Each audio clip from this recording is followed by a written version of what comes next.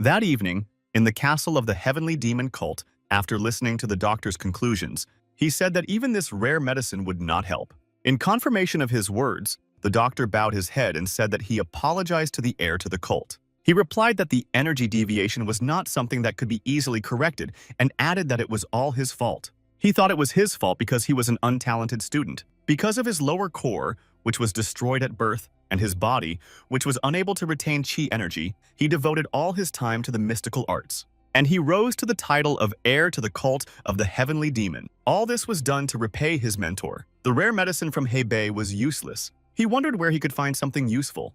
A man standing at the end of the corridor told the heir to the cult that the time had come. He asked him if he was okay while he was away from the cult. The boy replied to the gloomy Qian Hajin that it had indeed been quite a while. And then Yen Wenhui remarked that his journey across their land must have taken quite a while. In response, Chang Hajin said that since the cult leader and heir were unable to fulfill their duties, he was obliged to ensure the prosperity of the heavenly demon cult. After saying that, Zhang Hajin headed down the hall. Yang said that he understood. He added with anger in his voice that he was grateful for their efforts. As he poured the tea, he thought that there was no way that this snake, Chang Hajin, had just gone on a journey to learn how people lived. He voiced the opinion that he would not do anything stupid as long as he did not do anything wrong. But suddenly he tasted a strange flavor. Then Yang Wenhui said that he did not expect this. He emphasized that he could not even think that he would dare to kill him in his own room. With a snort, he squeaked out that this was why the drink had such a fatal flavor. Realizing that mercenaries were already waiting for him, the guy asked if they wanted to have a drink with him. With an ironic smile, he added that he was even sorry to drink it all by himself. Leaning over the table, he asked that even if they had slipped him this poison, how dare they attack him in his own room? Surrounding him, they attacked the boy simultaneously from 4 sides, but their fists went through Yen's body. Realizing that they had attacked the illusion, one of them shouted that when did that guy make it? It turned out that Yen was behind them. The guy said that if they had decided to finish him off in his own hideout, they should have been better prepared. The command to finish the guy was given and they rushed to attack him. Then Yen threateningly said that he had warned them.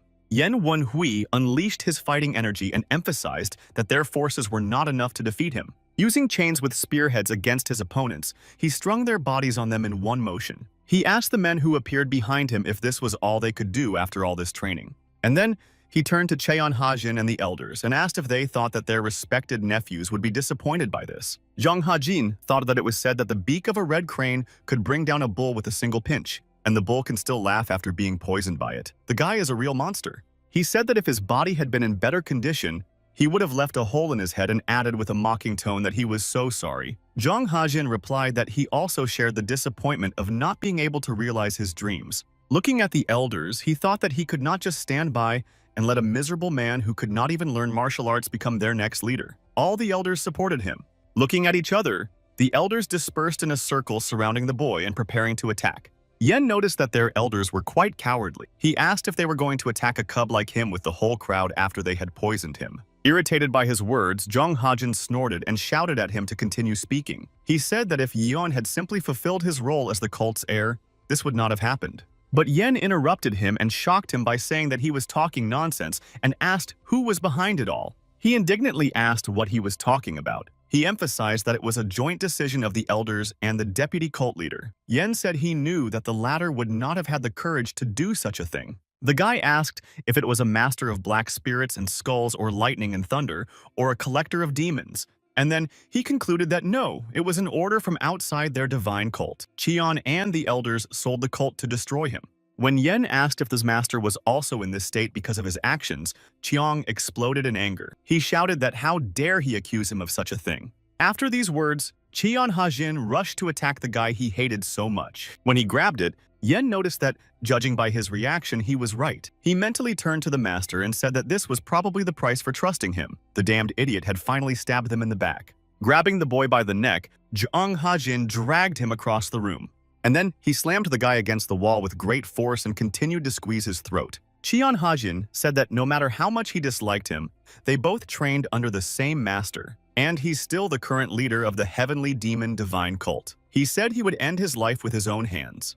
With a huff, Yen noted that he had already planned it all, and asked why he continued this farce. He had become a puppet of external forces because of his short-sighted mind. These words made him very angry, and Zhang Hajin shouted that how dare he? and that it was obvious that Yun was not going to say goodbye to life peacefully. And then he added that Yun shouldn't worry. He will correct his mistakes and ensure the prosperity of the cult. When he heard what Cheon Hajin said, the boy started laughing hysterically. Jong Hajin's hand tightened around his throat, and the boys squeaked that they had tolerated him for so long and had not yet learned of his true power. The guy said that since they decided to finish him off, he should have remembered one thing. Saying that he had become so talkative before his death, Jong Hajin noticed that Yong's hand was reaching under his robe. Yong Wunhui grabbed the dragon demon sword. Noticing the sword, Jung Hajin asked if he dared to cause trouble until his last moments. Trying to grab the sword, Cheon Hajin asked him again if he thought he would let him pull his tricks. As soon as he touched Yen's sword, a strong energy release occurred, which threw Chong Jin back. Shocked by what had happened,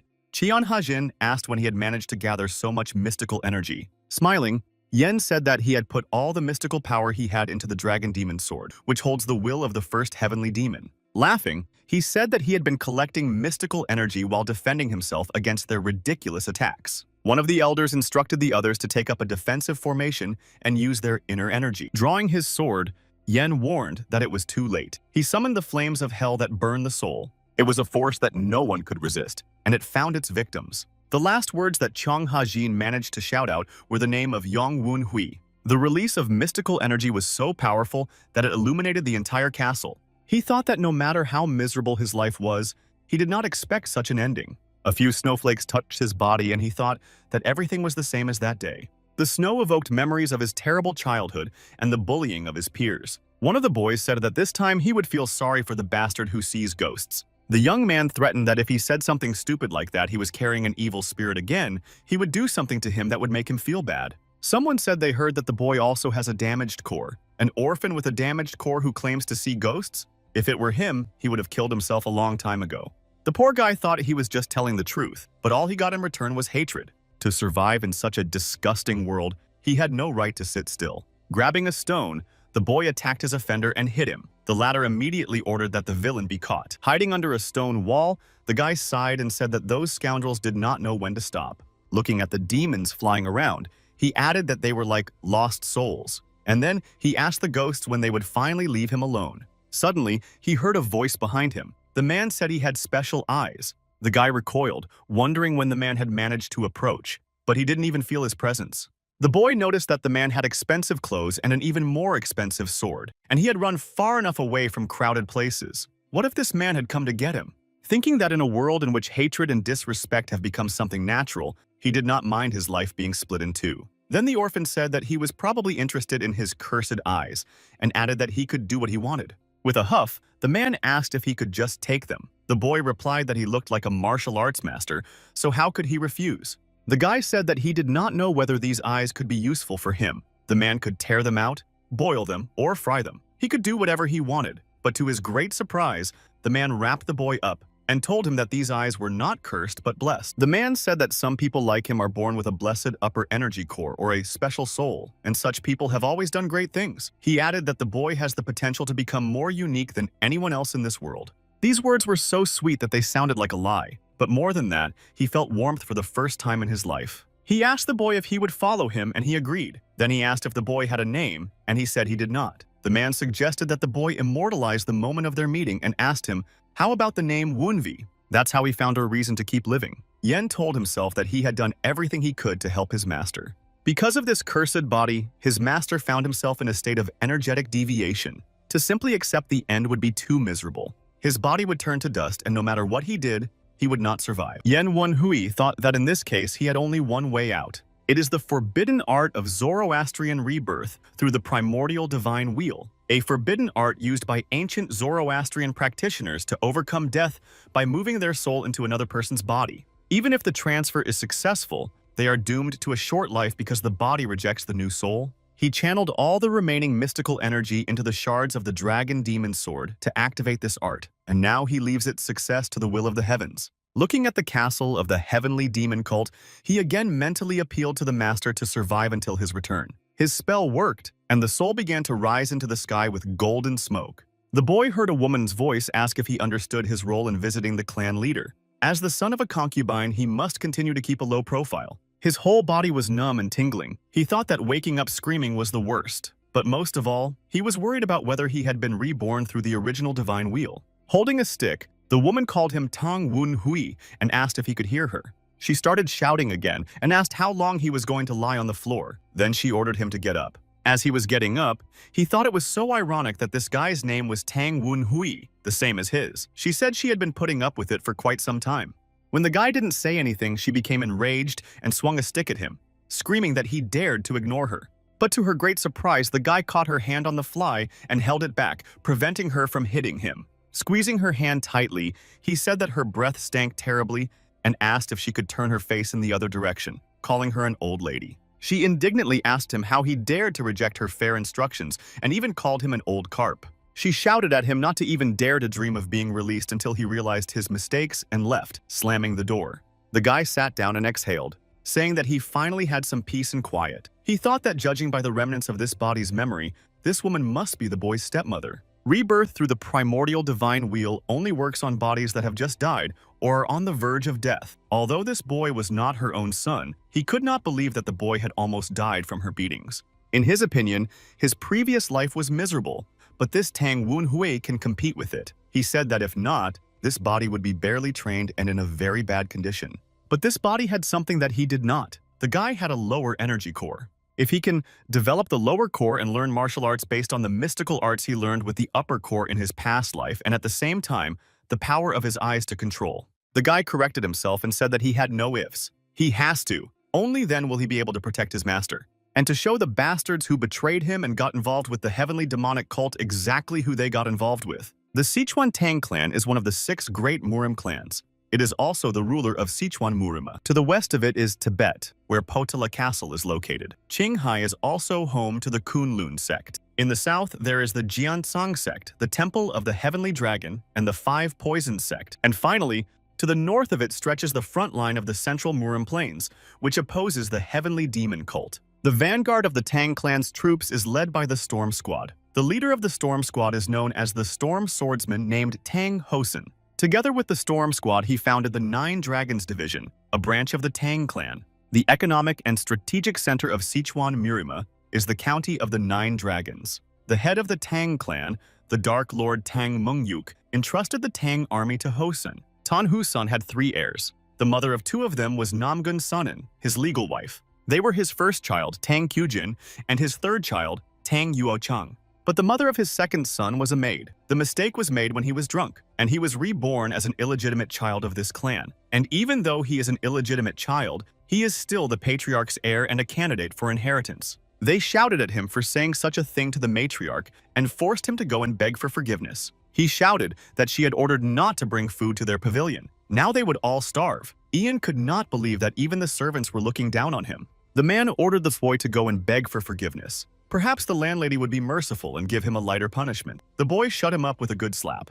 The guy's slap was powerful enough to knock the big man down. Looking at the guy, he asked what the hell, and added that he was giving him good advice, and if he didn't stop, he wouldn't be able to help him. But the guy didn't stop, and he shouted that if he touched him again, he would be in trouble. He would report everything to the lady. After this statement, Yen gave him a few more slaps until he begged for mercy. Yang told Handsome that he hoped he would do the right thing because he was his mother's friend. He asked him if he understood how he felt. Handsome immediately replied that he would never forget his kindness and would serve him and the other lady tirelessly. Then the guy asked if that meant he would bring everything he needed. He replied that he would and assured him that he would get everything ready right away. After that, the man bowed to the boy and said he would be back soon. Looking at his hand, he snorted and said that he could not believe that his hand was shaking so much because of the beating. How weak was Tang Wenhui? Not only did he have a weak body, but he also had no allies in the clan.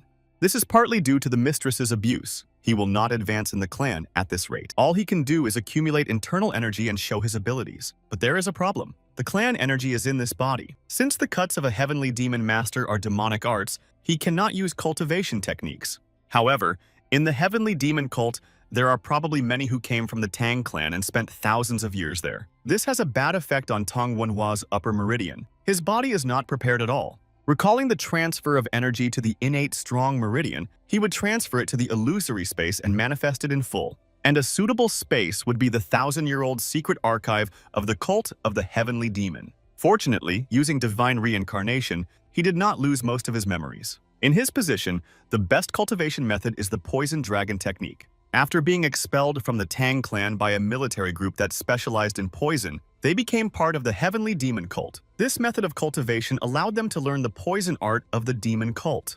Instead of using demonic energy, they practiced poison energy, as well as the cultivation methods of the Tang clan as a basis for the use of demonic arts. While the Tang clan is fighting a demonic cult, groups appear in factions that use poison in a special way. He thought that if he used demonic art through the poison dragon method, no one would suspect anything. He said that the problem is that he will have to experience unspeakable pain to get the energy of the poison. And to replenish this energy, he also needs to absorb a higher level of venom. In any case, now that he had used the upper meridian, his cursed eyes finally opened again. Smiling, the guy asked how long they were going to watch like that. He said that he realized that he was quite attractive in his past life, but he would still feel embarrassed if they continued to stare so intently. Deputy Qian Hajin and the elders appeared before the boy's eyes. Zhang Hajin turned to Yang Wunhui and shouted that people had always said he was a madman. But how dare he speak to him, the vice head of a major heavenly demon cult, in such a tone? One of the elders shouted for the heir to the cult to release them. He threatened that he could not cope with their anger.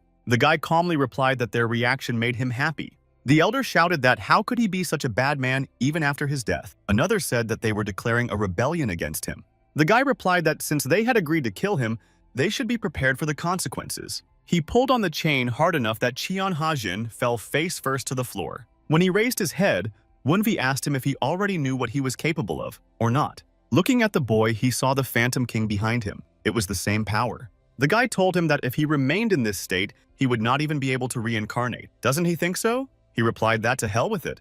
The spirit cried out whether all he wanted was information, and if he wanted all the information he had. But the guy didn't let him finish and denied it. Yan Wunhui said that he has many people who have this information. After that, the boy directed his mystical energy at the spirit of Qian Hajin, and Qian Hajin's spirit immediately began to be sucked into a powerful whirlpool. Eventually, a small ball formed in Wunvi's hand, and he told the elders that it was a ghostly sphere. It is filled with images of those who have died and is much stronger than most of the strongest poisons. And then, saying that she would become his lunch, the guy threw the sphere into his mouth. The elders were amazed at what the boy had done. They were frightened at what was happening next. The guy's body was contorted in pain, and he gritted his teeth and howled in hellish pain. Watching him, the elders said that this was impossible. They were surprised that the boy was still able to stand after all that. Then one of them asked if they had forgotten how he had raised hell, even after taking the poison energy. The guy said that now the vice head of the cult has become fertilizer for his poisonous dragon. He emphasized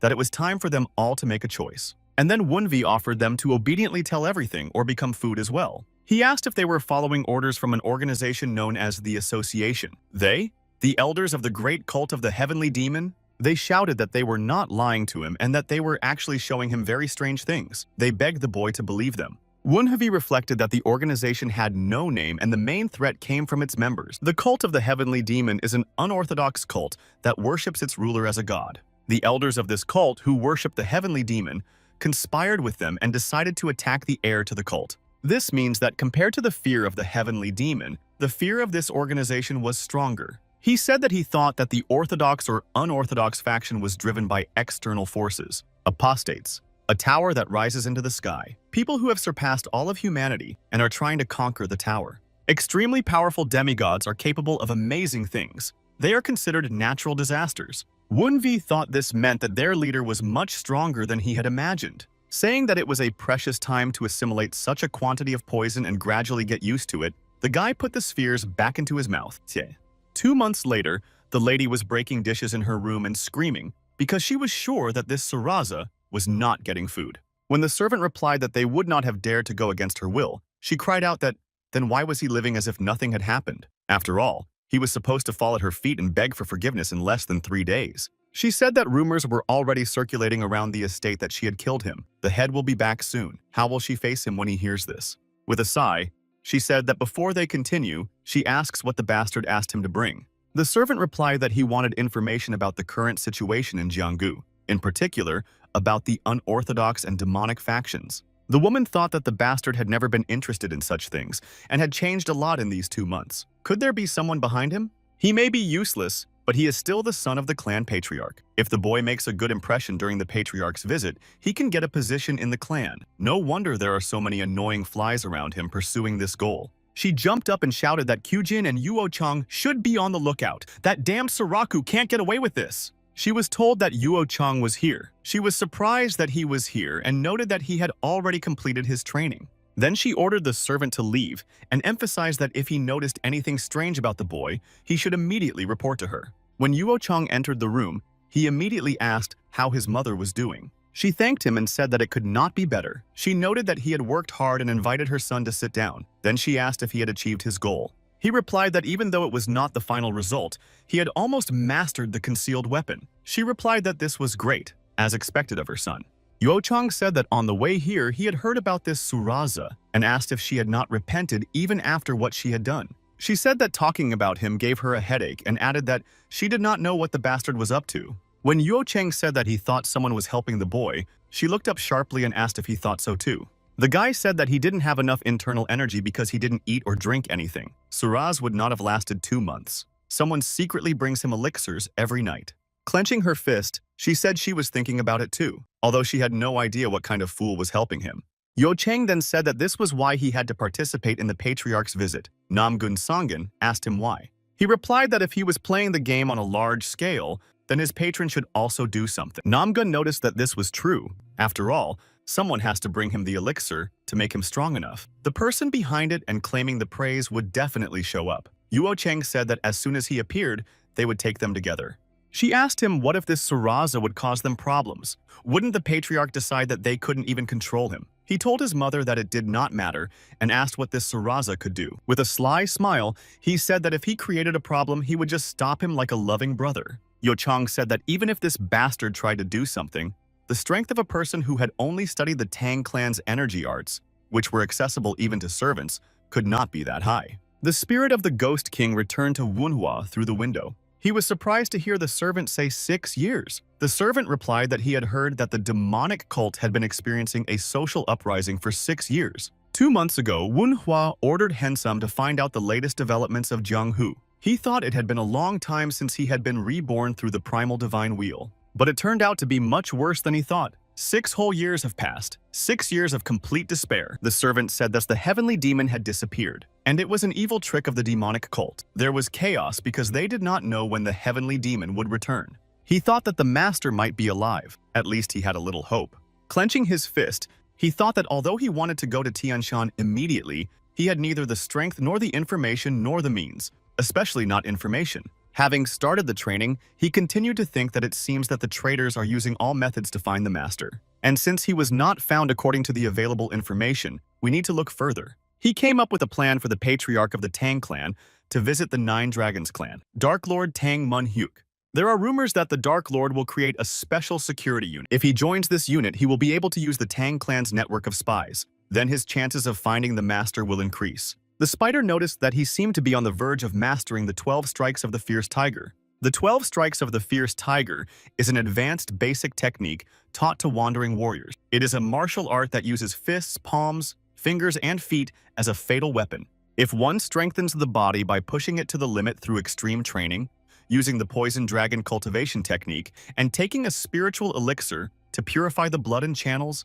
one can achieve this. The guy gritted his teeth and said that it was the pills again. The spider replied that he could not help the young master. Security is too strict. Wunvi told the spider that if he was also useless, he would turn him into a spiritual elixir. The spider replied that he had done his best and begged him to believe him. Swallowing his pills, the boy asked what other news there was. For example, where is the Dark Lord? The spider replied that he didn't know when the Dark Lord would arrive, but he would tell him something about Yuo-chang, and if he remembered the name correctly, he had returned. Wen-hui then remarked that if Tang Yuo-chang had returned, then the Dark Lord's visit was approaching, so his appearance was logical. As he gathered the pills, he asked if that was all. Spider said he saw his mother and him meeting and discussing him. He asked if Namgun Sonnen and Tang Yuo-chang had a secret meeting about him. Then he asked what they had talked about. When he relayed their conversation, Wunvi summarized that they would try to get rid of him during the Dark Lord's visit. Did they also think he had a secret patron behind him? He said that they must have read too many dramas in their youth, but it's strange that they would recommend him for the security unit. He's been trying to figure out how to get there, and they want to do his job for him. Nevertheless, He does not like the situation. They are still trying to humiliate him. Someone knocked on the door and then said it was Handsome. He told him to come in. When he brought a plate on a tray, the boy asked what it was. Handsome replied that the lady said it was a tonic for him. The boy asked in surprise if the lady hadn't said not to give him anything to eat. Handsome said that she had said that he had already finished thinking, and as a reward for his suffering, she had given him this to replenish his energy. Thinking that this old witch was too predictable, Wunvi said that Handsome could leave it here. Then Hanson said in a frightened voice that she wanted to see him drink it. He thought that she must have mixed in the poison of madness. But since he had already mastered the poison dragon cultivation technique, it would not work. Drinking it, the guy tasted centuries-old ginseng mixed with flowers and a small amount of madness poison. There is even a purification pill. This elixir is so wonderful that just one dose will help restore energy and even increase it. However, with such a large amount, the elixir will infect the brain with toxins. The boy thought that, as expected, the broth contained poison. The aides were outraged at how anyone could give the young leader poison. That Namgong clan bastard must be out of her mind. How dare she slip this to the master? Shouting at him to shut up, he ordered him to follow the lady and find the sorcerer who was helping her. The young servant replied that it would be done and quickly ran out the open window. Putting the empty bowl on the table, the boy thought that driving him crazy with madness poison and then using magic to turn him into a puppet was her plan. I wonder how good her sorcerer is. The guy said he had already drunk it all and asked Handsome why he was still standing there. He replied that a martial arts master was waiting outside. The lady had sent him. Wunvi was very surprised when the servant told him about the martial arts master. When the boy approached him, he introduced himself as Tan Gong, a martial arts master assigned to train the young master Wunvi. The master offered Wunhua to get along, though not for long. Wunhui knew about the fierce wind warrior Tang Gong. He is the most valuable master of the Storm Squad in battle, and one of the 5 strongest masters in the 9 Dragon Division. But he is so lazy that he stopped fulfilling his duties long ago. Why did he suddenly become his master? Tan Gong said that he was asked to train the boy for 4 days before the clan head's visit. Wunvi thought that he probably agreed because he was too lazy to help with the preparations for the festival. The guy thought that no matter what, this woman would impress him by appointing him a martial arts master, Tan Gong. She gave the impression that she really cared about her stepson, while wanting to capture his mind in order to humiliate him in front of the clan head. He was very interested in what plan she was following. After all, she definitely has one. The boy asked the master what he would teach him. He repeated that he had been ordered to train him for 4 days before the visit of the clan head. The master said that he would not repeat it twice, so he had to watch carefully. After that, the master swept around the boy like the wind, demonstrating the technique. The boy recognized the shadow technique. The master stopped and said that it was the shadow step. Wunhui asked if it was the same one used by Tang Yuo Chang. Tang Gong confirmed his guess and told him that this was the basis of the shadow steps art used by the young master Yuo Chang. Then the boy thought that she was going to praise her son by comparing him to him. The master continued that the shadow step is ideal for use with poison or concealed weapons. After that, Tang Gong said that he had left footprints on the ground so that he should just follow them. Wunhui thought that Tang Gong moved like a shadow while leaving clean footprints on the ground. He deserves the title of Fierce Wind Warrior. He said that he had shown how to do the shadow steps, and now Wunvi should try to repeat them. And if something is not clear, he can say so. But the guy interrupted him and said that he had learned everything and studied his shadow steps. The master replied that he did not think so. After all, he had never studied martial arts. And the shadow step is quite complicated. It takes about 10 days for the Storm Squad recruits to just learn the form. Even a genius like himself needed 5 days. And to really understand the meaning of the form, it takes 3 months. With a huff, the guy asked if it usually takes this long. The master said that if he understood, he could continue training and then turned around and started walking away. The guy turned to him and repeated that he had learned it. The irritated master replied to Wunhua that this was not something that could be seen once and repeated. Wunvi asked if he wanted to make a bet. He bets 30 silver coins that he has mastered the shadow step correctly. The guy noticed that he was finally interested. Wunvi said that as far as he knew, his monthly salary was about 10 coins. He has to bet at least 3 months of his work to make it a real bet, right? The master said that the shadow step is a priceless martial art created in the spirit of the Tang clan. Should I bet on such a thing? Then Wunvi made a move with his horse, asking the martial artist if he was afraid. Then he came back and laughed that the master was scared. The Fierce Wind Warrior himself said that he needed 3 days, but everything is fine, and he will continue to train on his own. The master shouted at him to stop and said that the boy was good at hitting him, and he added that he would take his money as payment for his disrespect for martial arts. The young man asked the master if he agreed and emphasized that there would be no turning back. When the master confirmed and told him to show him, the guy instantly performed the shadow step. Tan Gong was both impressed and surprised that the boy could easily repeat this technique. Shaking the bag of money in front of the master, the guy asked if he was going to drink tonight, and then he added that maybe he shouldn't spend it. Confused, Tan Gong exclaimed that he had taken his coins too, but that was impossible. The master, furious at his loss, shouted that it was cheating and asked him when he had learned the shadow step. The boy asked what cheating meant and emphasized that he had just learned it. Had he ever had the opportunity to learn martial arts before? The master agreed and asked how he could do it after seeing him only once. The guy asked Master Tan Gong if he didn't believe in him that much. He offered to show him again. Wunfi asked if the master had any other techniques to teach. This one was too boring. Maybe he was too brilliant for that. He told the master that not only were his pockets now empty, but his confidence was too. The master replied that he should wait for him here and he would win back his money right away. Wunvi thought that he was such a simpleton. The master squeaked out that he knew many more complex secret arts than the shadow step. He added that he would see how far Wunvi could go. The guy said that he must be pretty confused, not only because of his shadow step antics, but also because of the stolen wallet. He never personally studied martial arts, but during his life as a cult heir, he met many famous martial artists. This allowed him to memorize the form of a bunch of basic martial arts. But regardless of his talent, it would have been impossible to steal the wallet from Tan Gong, who is much stronger than he is. Unless, of course, he had the help of the spirits. For them, it's a piece of cake. And now, it was time to empty his new teacher's wallet and his martial arts. 4 hours later, the boy had already performed the butterfly that haunts the soul and the physical arts of the storm. And then, he easily mastered the art of the 12 turns of the storm. Master Tan Gong was almost furious that he had lost his fortune. And even worse, it was a slap in the face to his reputation. Observing this action, one of the spirits remarked that he might be a heretic, but he still felt sorry for him. It was his unfortunate fate to be associated with the heir to the cult. Another added that it reminded him of his suffering in life. When the guy asked if they were continuing, the master replied that he could no longer take loans from the bank. Smiling, Wunvi said that he was so sorry and asked what about the ladder. But the master replied that he had no money anymore. Then the guy pointed to all the money he had won and said that he offered to bet it all like real men. Then the master asked if he was going to sell him into slavery. The boy replied that this was not the case.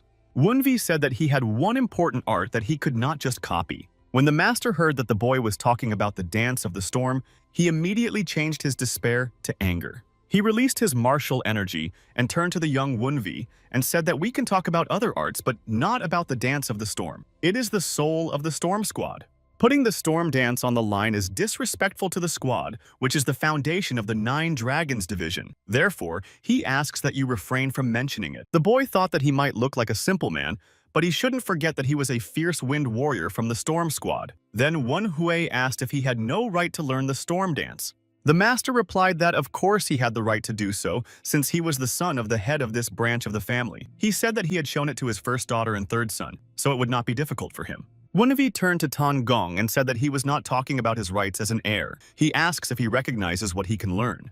When he remained silent, Wunvi addressed him as the fierce wind warrior Tan Gong of the Storm Squad and asked if he thought he was strong enough to become the Storm. Does he, Tang Wenhui, have the right to continue the mission of the Storm Squad? Shocked by the boy's statement, the master thought about the mission of the Storm Squad. After their terrible defeat, his storm troop began to decline. He thought that maybe they could become a real storm again. 20 years have passed. The mission of the storm he buried in his heart. It occurred to Tang Gong that he did not think he would hear these words from the young master Wunvi, the weakest of the heirs. The master said that my words about the mission of the storm stirred his heart, but he had just offered the storm dance as a bet, so he can't believe that he really means what he says. After punching himself several times in the chest, the guy said it hurt so much. Wunvi said that 4 hours ago when he first met him, if he had asked him to teach him the dance of the storm so that he could continue the mission of the storm, would he have agreed? The guy reminded him that he was going to run away after showing him the shadow step once. The master replied awkwardly that he could not deny it. Then the master said that he was deliberately mocking him so that he would accept his challenge and recognize it. Tan Gong said he had heard rumors that the boy had changed, but he also sees that he was actually hiding his mental abilities and strength. He noticed that the martial arts he showed would have been difficult to perform with Wunhua's body 2 months ago. 2 months is not enough to accumulate internal energy, so he accumulated energy for a long time, hiding it from the lady. Only just before the Dark Lord's arrival did he decide to show his hidden claws. He remarked that it was a really cunning plan to deceive his family. Wen Hui realized that this was considered a compliment in the Tang clan, but it was still strange to hear. The spirit said that this man must have seen the true value of the air. The other added that he could not help but admire the masterful order in the divine cult. Irritated by their chatter, Wunvi considered putting them all on the pill. The boy was not going to back down and asked whether he would teach him or not. The master huffed thoughtfully. The spirit again said that there was no point in resisting. No one can resist the sweet words of the heir to the cult. Another added that this was the reason he made them swear allegiance to him. Wunvi smiled and decided that he was on the pill. After thinking for a few minutes, Master Tan Gong said that he would teach him the true storm dance. Then, as befits a disciple, Wun Hui bowed and said that Tan Wun Hui of the Tan clan was asking for training from his master, Tan Gong.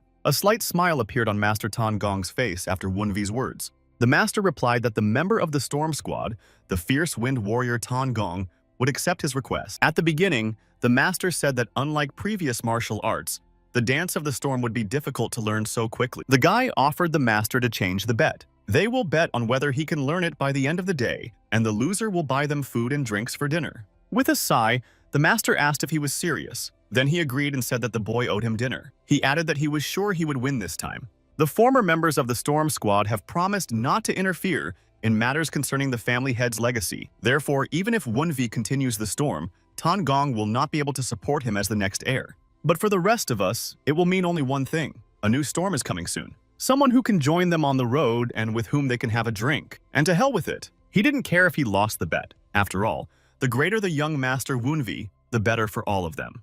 But the damned guy didn't even share a single drink with him. What kind of dinner is this? The waiter asked Tan Gong if he needed anything else. The master told him to bring another bottle of alcohol. He added that he couldn't watch it sober. The guy gasped and said that he was a drunk. Then they should have gone to the Dragon Tower. He asked back if the guy knew how much it cost. And this bar is also quite expensive. The most popular in these parts, Wunvi said with a hum that it was.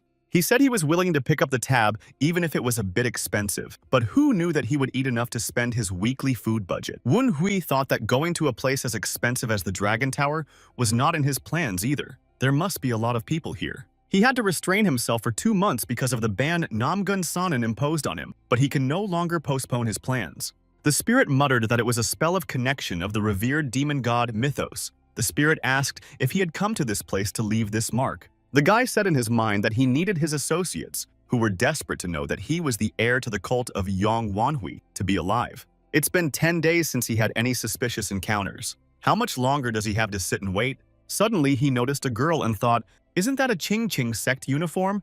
What is she doing here?" The spider realized that this girl must be the first daughter of the Tang Tang Kyujin clan. What will happen if she meets the daughter of the Namgong clan? So she called her daughter. He said that he hoped that this child would be fine. Saying to himself that this was not the time to worry, the spider quickly jumped down from the tree. He thought that he needed to make a good impression on the young master and ask him to be lenient. She asked if she was going to break her mother's heart. The girl replied that it was nothing compared to the pain she was causing Manhwa. This time, she locked him in a room and forbade him to eat. The lady snorted and said she wasn't worried about him. Someone was worried about him in secret, and she needed to focus on the Dark Lord. Slamming her palm on the table, the girl shouted that this was no excuse for mistreating him. She stated that she was sure that she did not even know about the existence of the assistants before she punished him. Wasn't she trying to finish him off? Namgun asked her why she was so angry about some bastard. She asked if she was really her daughter. She asked if she ever forgot to call him illegitimate, and with the words that she would then reveal the truth, the girl turned to the exit. Then Namgun screamed at Kyujin to stop. About Namgun said that Kyujin had always been too soft since she was a child, but it got worse when she joined the Ching Cheng sect. And how is she going to take her father's place in that case? The spider thought about how to report it and noticed that this family was a complete mess. Angry, she stood up and shouted that it was all because of that bastard. No need to wait for the Dark Lord's visit. She asked if anyone was there and said she had to go. The spider wondered what she planned to do with the young master. Thinking that this lady was probably going to the sorcerer, the spider decided to follow her. The guy thought that it had been 10 days since he made his spirit follow her, but he had no news. There would have to be connections through the revered demon god Mythos, even in the outskirts of the 9 dragons. Either these people have left or they cannot act because of some restriction. In any case, the situation is clearly not good. Therefore, he needs to hurry up and become stronger. The master praised him and noticed that he was good with weapons as well. He asked if he was still not satisfied. Tang Gong replied that a man from the Tang clan teaches to use weapons instead of hidden techniques and poison, and then he added that this said it all. Wunvi thought that all the people of the Tang clan were so fixated on one path. He said that this flower-throwing technique is a tango technique. That's why the movements are so disjointed. What the boy said surprised Tang Gong, and he was amazed that the boy had noticed. The boy immediately replied that he was a good student. In response to this statement, the master asked him if he was such a good student, why hadn't he learned to be humble? Many sects and clans often have very complex movements in their fighting techniques, because they are trying to express the enlightenment of martial arts in a physical form. However, the Tang clan is known for its hidden weapons and poison. The similarity between these two concepts is sealed in the fact that they both use tools. Because of this, the Tang clan martial arts system ensures that the tool that was used can be recycled and used again in other ways. Even if the martial arts techniques are different, and even if the Tang clan's weapons are not effective, they are never worse than others. Of course, these are only the basics for the effective use of poison and concealed weapons. But the 9 heavenly demon sword he wants to learn is also divided into parts. He believes that if he learns the weapon techniques of the Tang clan, it will help him to better master the 9 heavenly demon sword. Will he be able to make better use of the sword that was only an unattainable dream in his past life? He was really sorry, but the study of poison and other things would be much later. Seeing the boy's sly smile, the master asked what he was up to. Then he told him that Miss Kyujin had returned. Tang Kyujin is the only person in the 9 Dragons division who treated Tang Wenhui like family. A relative who is deeply etched in Tang Wenhui's memory is his sister. Tang Wenhui received many letters from her even after he became a member. Her letters were filled with care and affection for the boy, and he really hopes that Tang Kyujin will maintain a good relationship with him. But the boyfriend is going to become Namgun Songyun's enemy from now on. Will she take his side when that happens? Master said she was going to visit the elders first, so he thinks the lady will visit him tomorrow. Wunhua said that he should hurry up before his sister came. The master asked if he wanted to start today. What did he talk about last time? With a sly smile, Wunvi asked about starting and then said that he had already done so. He asked the man if it meant that he had lasted 10 days without a breakdown. Without raising his head, the man answered his master Tang Yuocheng that of course. Tang Yuocheng said that he was a good man and threw a bag of money to the man as payment. The man thanked him and grabbed the money and immediately left his boss's office. But Yuocheng called out to him and Mu Yong immediately asked if he should get rid of him. The boy briefly replied that he did. He thought that he had taken the poison 10 days ago, so he must be completely poisoned. Even if you tell him now, the bastard will not have time to fully recover before the Dark Lord visits. It looks like Tang Gong is putting a lot of effort into teaching him, but even he took 8 days to learn the forms of the shadow step. No matter how hard this bastard tries, he'll barely learn the basic forms before the master visits.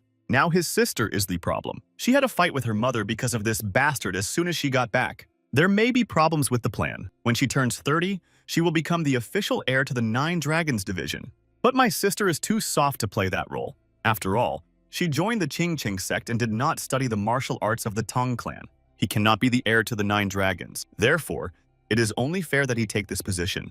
Yochang was told that a letter had arrived from the White Pavilion. He was surprised, but told him to come in. The servant said that the letter was from the young master Wunvi. He asked him why he was delaying and ordered him to deliver the letter. The postcard said it was for Tang Yuochang. In the postcard, Wenhui called him a bastard and offered him a fight. The guy thought that the illegitimate fool had gone completely crazy from the poison, but maybe it was a trap? A letter capable of poisoning its reader is easy to come by in the Tang clan, but it looks like he didn't do that. Is it really just a letter of challenge? In the letter itself, Wunvi wrote that he wanted to redefine their awkward relationship through this duel. He proposed to let go of all resentment through this duel like martial artists. After reading it, Yuochang thought that everything was clear. He must be up to something, but in any case, he needed to make him a puppet. Yuochang ordered the servant to tell Wunhua that he appreciated his offer but refused. 2 hours later, Yuocheng received another letter in which Wenhui wrote that he was a coward. Yuocheng then said that he was sure he would continue to receive such letters, so he ordered him to simply not accept letters from the White Pavilion. The next morning, the message that Yuocheng was a coward was written on the wall of the pavilion. Seeing the inscription, Yuocheng shouted to the servants to have one of them immediately go to the White Pavilion and tell them that tomorrow at noon in the second training room, he would personally put his head in the toilet. The servant reported what Yuochang had said verbatim. Wenhui then asked why he had taken so long if he was going to accept his offer anyway. The master asked what he had written to him to provoke him, and he added that, although he could guess, Wunvi asked how he was going to become the heir if he had so little patience. The boy asked the master if he was going to stop him. Tangong asked why he was doing this. He said it would be incredibly exciting. Tang Wenhui said that he would then fight his brother and beat him almost to the point of losing his pulse. She shouted at Yuo Chang that there could be no battle with Woon Hui. What is he talking about? Without restraining his anger, he shouted back at his sister that it was the bastard who first started making fun of him, so she should deal with him first. The girl could not believe her ears when she heard this. She asked if Woonvi had started it. That's why she quickly ran to the white pavilion. But what was this ghostly energy? Now that she was near this place, she could feel it, and these signs are everywhere. Traces of the energy of death and the remains of poison were clearly visible. It looked like the refuge of a madman. These martial arts and ghostly energy? The girl listened to her feelings. Feeling this energy right behind her, she grabbed her sword and turned around. The guy stopped the Kyujin's sword with his hand a few centimeters from his neck. When she saw her brother in front of her, she felt anxious. She was surprised that Woonvi was standing in front of her because she felt a completely different energy. Woonvi noted that this was a rather cruel greeting from his sister. The girl immediately apologized. The girl said that she was going to stop, but did not expect him to try to block her. He thought she was attacking him when he used the poison dragon technique, so he reacted too late. If she reports his poison level and combat ability, his plan is over. It occurred to him that she could have been sent by Namgun Sen to find out everything about him before the battle. Kyujin said that she was very worried about him because of his mother and added that it was such a relief that he was okay. He thought she looked at him as his master, the only one who cared about him. Woonvi said it didn't look like she was sent by her stepmother. My sister asked me about the energy coming from him. He didn't get involved in any dark deeds, did he? Woonvi asked in response if she was referring to the art of poison he had studied. She huffed and said thoughtfully that it was ghostly energy and poison energy and asked if it was possible. He replied that it was, and it was all that damned poison. In fact, he only combined mystical energy with poison to make it look like that. It will be difficult to hide his energy of death from human eyes, so we need to pass it off as something else. Then the girl asked him why he needed the art of cursed poison. He replied that it was the only poison he could use without the help of his family. Looking at the expression on his sister's face, Woonvi said that it seemed like she would not believe it. Standing in a fighting stance, he asked if it was not natural for the Tang clan to disregard morality in order to achieve great power. And if she had a problem with that, then she should try to stop him on her own. Lowering her head, she said she could see that he had changed a lot. The boy thought he couldn't let Kyujin continue to protect him like she did with the old Tang Woon Hui. Therefore, even if their relationship suffers, he needs to set clear boundaries. She said that was right and that everything had changed. And then she added with a smile that now she understood why his mom and Yuo Chang were so worried about him. His words awakened an inordinately strong thirst for battle. The guy was very surprised to see the energy of the Kyujin and the desire to destroy.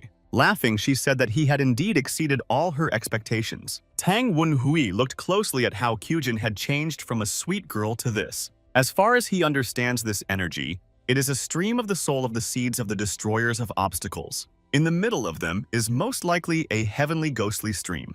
For a while, he doubted why Tang Qijin was the first in line to inherit the 9 Dragons lineage and gave the highest expectations of all the clan's youth to become a member of the Qingcheng sect. Spiritual currents that endow their possessor with unsurpassed talent are considered one of the conditions for becoming a barrier breaker. But as the name implies, the soul currents are rooted in the soul itself. Therefore, they develop together with the carrier, as is the case in the traditional Qingcheng method, prioritizing heart training. Furthermore, the celestial ghost stream is a stream that requires constant battles. This, combined with the Tang clan's teachings that preach doing everything to win, made her an unstoppable avenger. Woonvi said that before discussing his energy, she would tell me about her own. It is quite alarming. Then Kyujin hid her sword and apologized. She said that in the moment she forgot why she had come here. Kyujin said it was rude of her to point the sword at him and interrupt his training, and then she apologized again.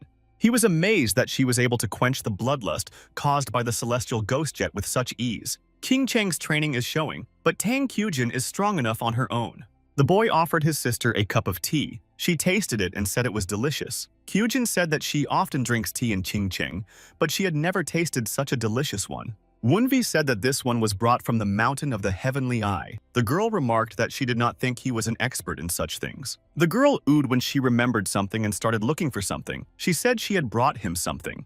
Unfolding the paper, she said it was Tang Hulu from Meishan, delicious candied fruit on a stick. With a happy smile, she handed him one and said that he loved them so much. He thought that it wasn't that he loved them, but rather that he should thank her instead of Tan Wenhua. While eating the sweets, the guy said that these Meishan Tang Hulu were really delicious. Then Kyujin said she was very happy. He mentally told himself that he could not get used to it. It was really hard for him to believe that she was the same person who had radiated a great desire to destroy a little while ago. So, deciding to find out the reason for her coming, he asked her directly, and he hinted that she was here to prevent him from fighting Yuo and Yo Chang tomorrow. With a shake of her head, the girl replied that to some extent it was, but she came to apologize. Kyujin said that she knew how her mother and Yuo Chang had treated him. Then Wunvi asked her if she didn't think that instead of apologizing to them, he would accept her and just forgive them. She replied that it was true, but she still wanted to apologize. She was really sorry. Wunvi said he was going to fight them anyway.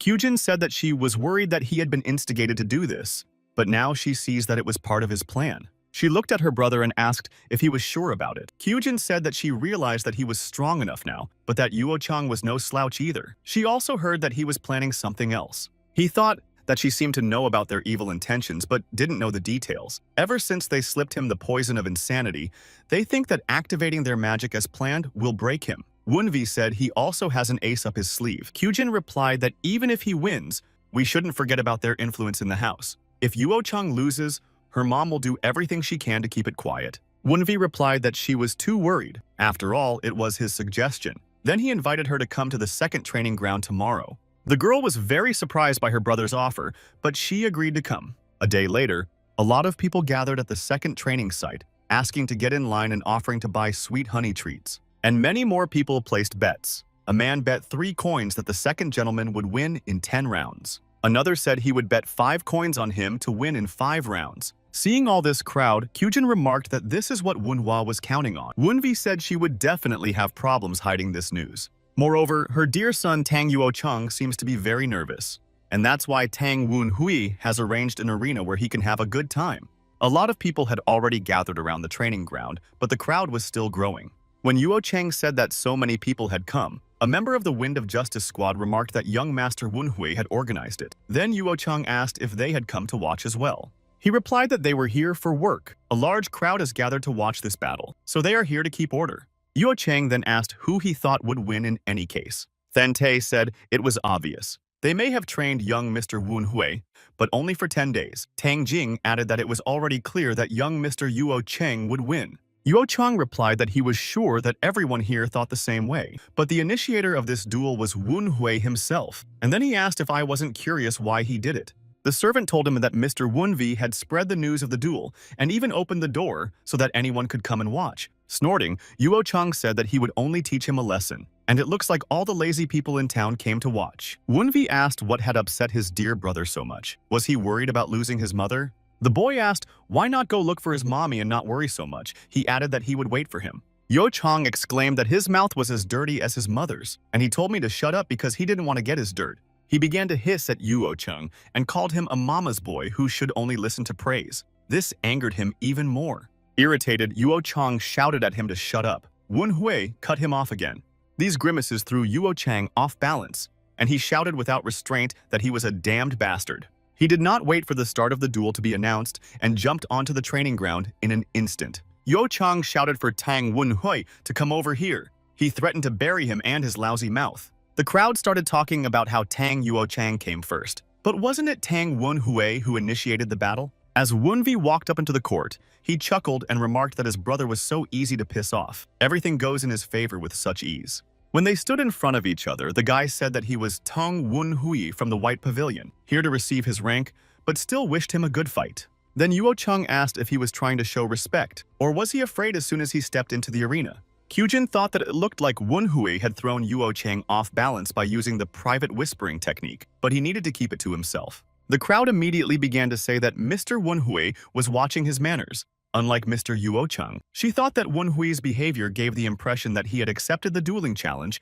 and not the other way around. But in any case, what really matters is the outcome of the battle. Wunhui looks confident, but Yuo Chang is the rising star of the house. He is considered a genius. Wunvi shouldn't underestimate him. Yuo Chang told the boy that he was sure that these insults were all he could do. Wunhui asked in return if he was here for a verbal fight.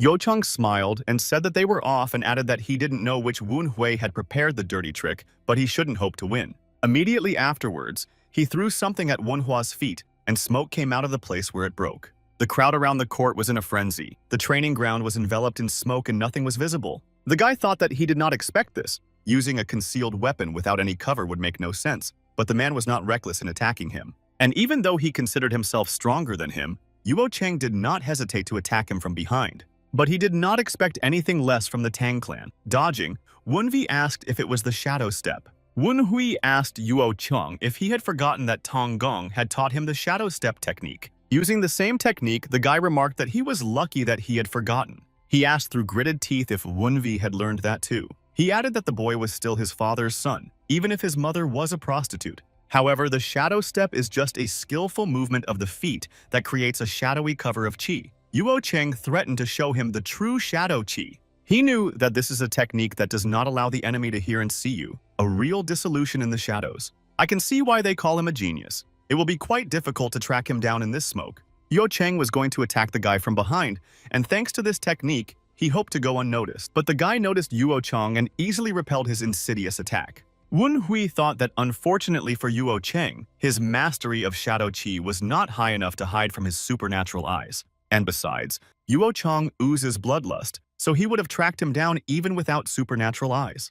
The man said that he did not think he was so good at the shadow cover step. Tang Te said that he also noticed that Mr. Yuo Cheng's shadow cover had improved. He believed he had achieved this through closed training. But still, it looks more and more like a game of kwacha. The man asked that maybe Mr. Wunvi was just avoiding his attacks until the smoke cleared.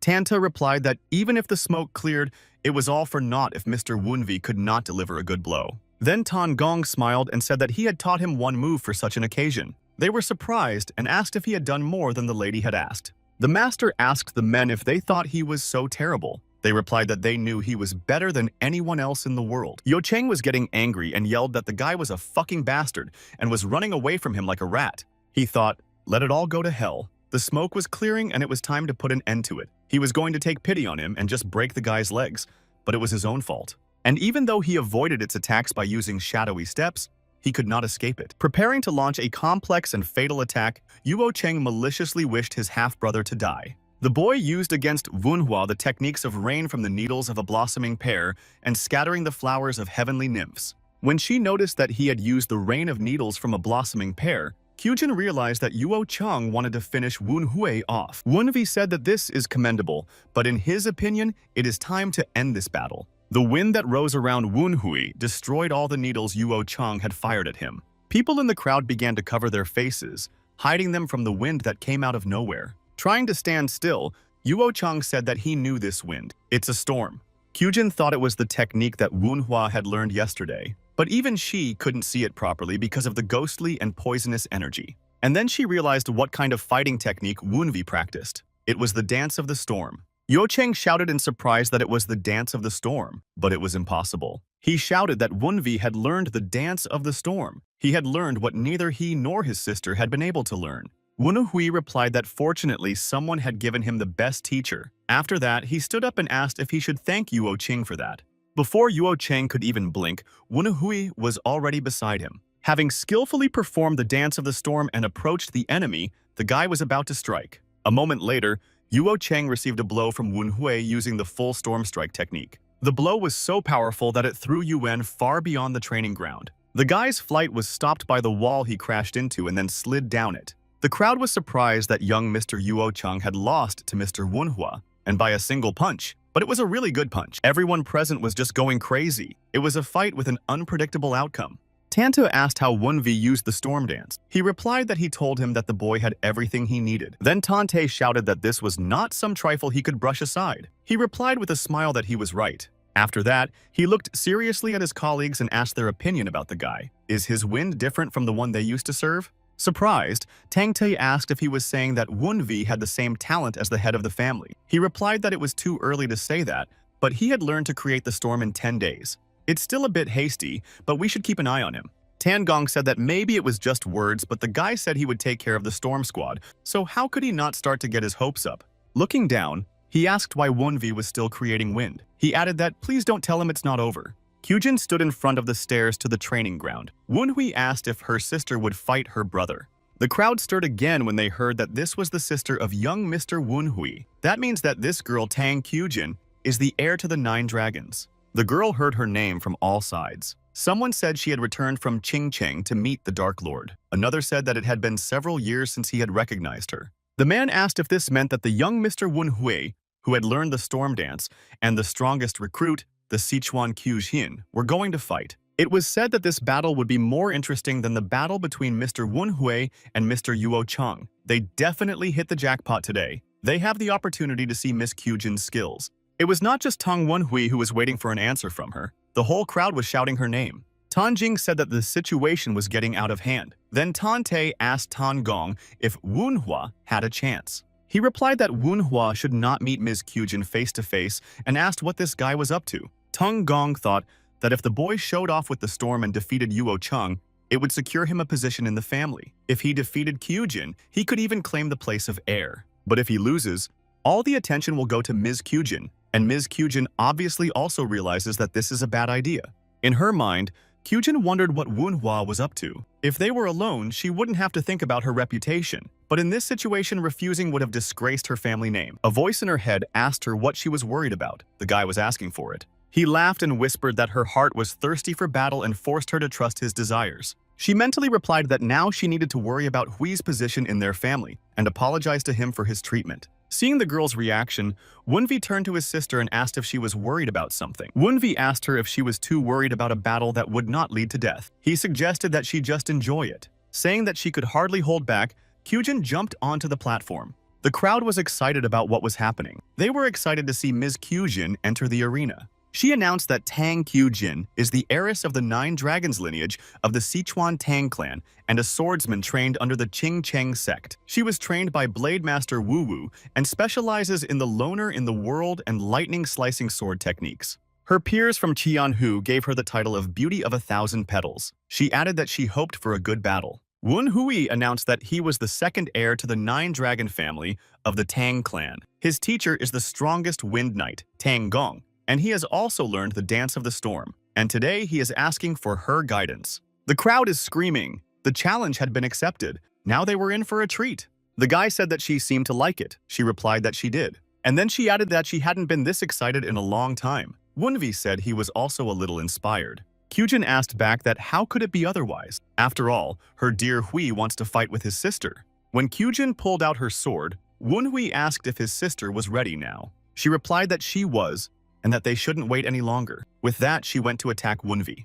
The guy oohed and awed and called it his way and asked if beginners were not given a 3-stroke advantage. To stop her attack, he used Storm Dance and Early Windblade Seal. She asked him that it was the seal of the blade of the early wind that stopped her sword that day. Kyujin asked if this meant she could swing her sword as much as she wanted. As she approached, she noticed that he had told her to enjoy the battle, so what was the point? Seeing that Kyujin was very fast, Wenvi decided to use the shadow cover art of Shadow Body Drift. The girl said that he even knew Yuo Cheng's skills, and she added that her brother had really exceeded all expectations. Attacking her brother, Kyujin noted that he was not yet quite good at it. The guy managed to block her blow and even bounce back to a safe distance. He asked her if Qing Cheng's sword skills were that strong. She replied that it was not. Kyujin said that he also decided to hide the energy she saw yesterday, and she added that she had her own secrets. Wenvi replied that it was beautiful. Since she said so, he thought he should show it to her. He used the Poison Dragon and Phantom Dragon release techniques. A satisfied smile appeared on the girl's face and she exclaimed that this was it.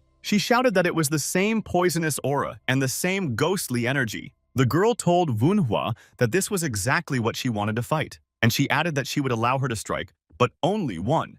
The boy thought that her aura had changed to the point of being impossible. All of the fatal energy that had come from Azul's ghostly punch had now merged with Qing Cheng's sword aura. He thought it was strange. He felt like he was looking at a demon dressed as a beautiful angel.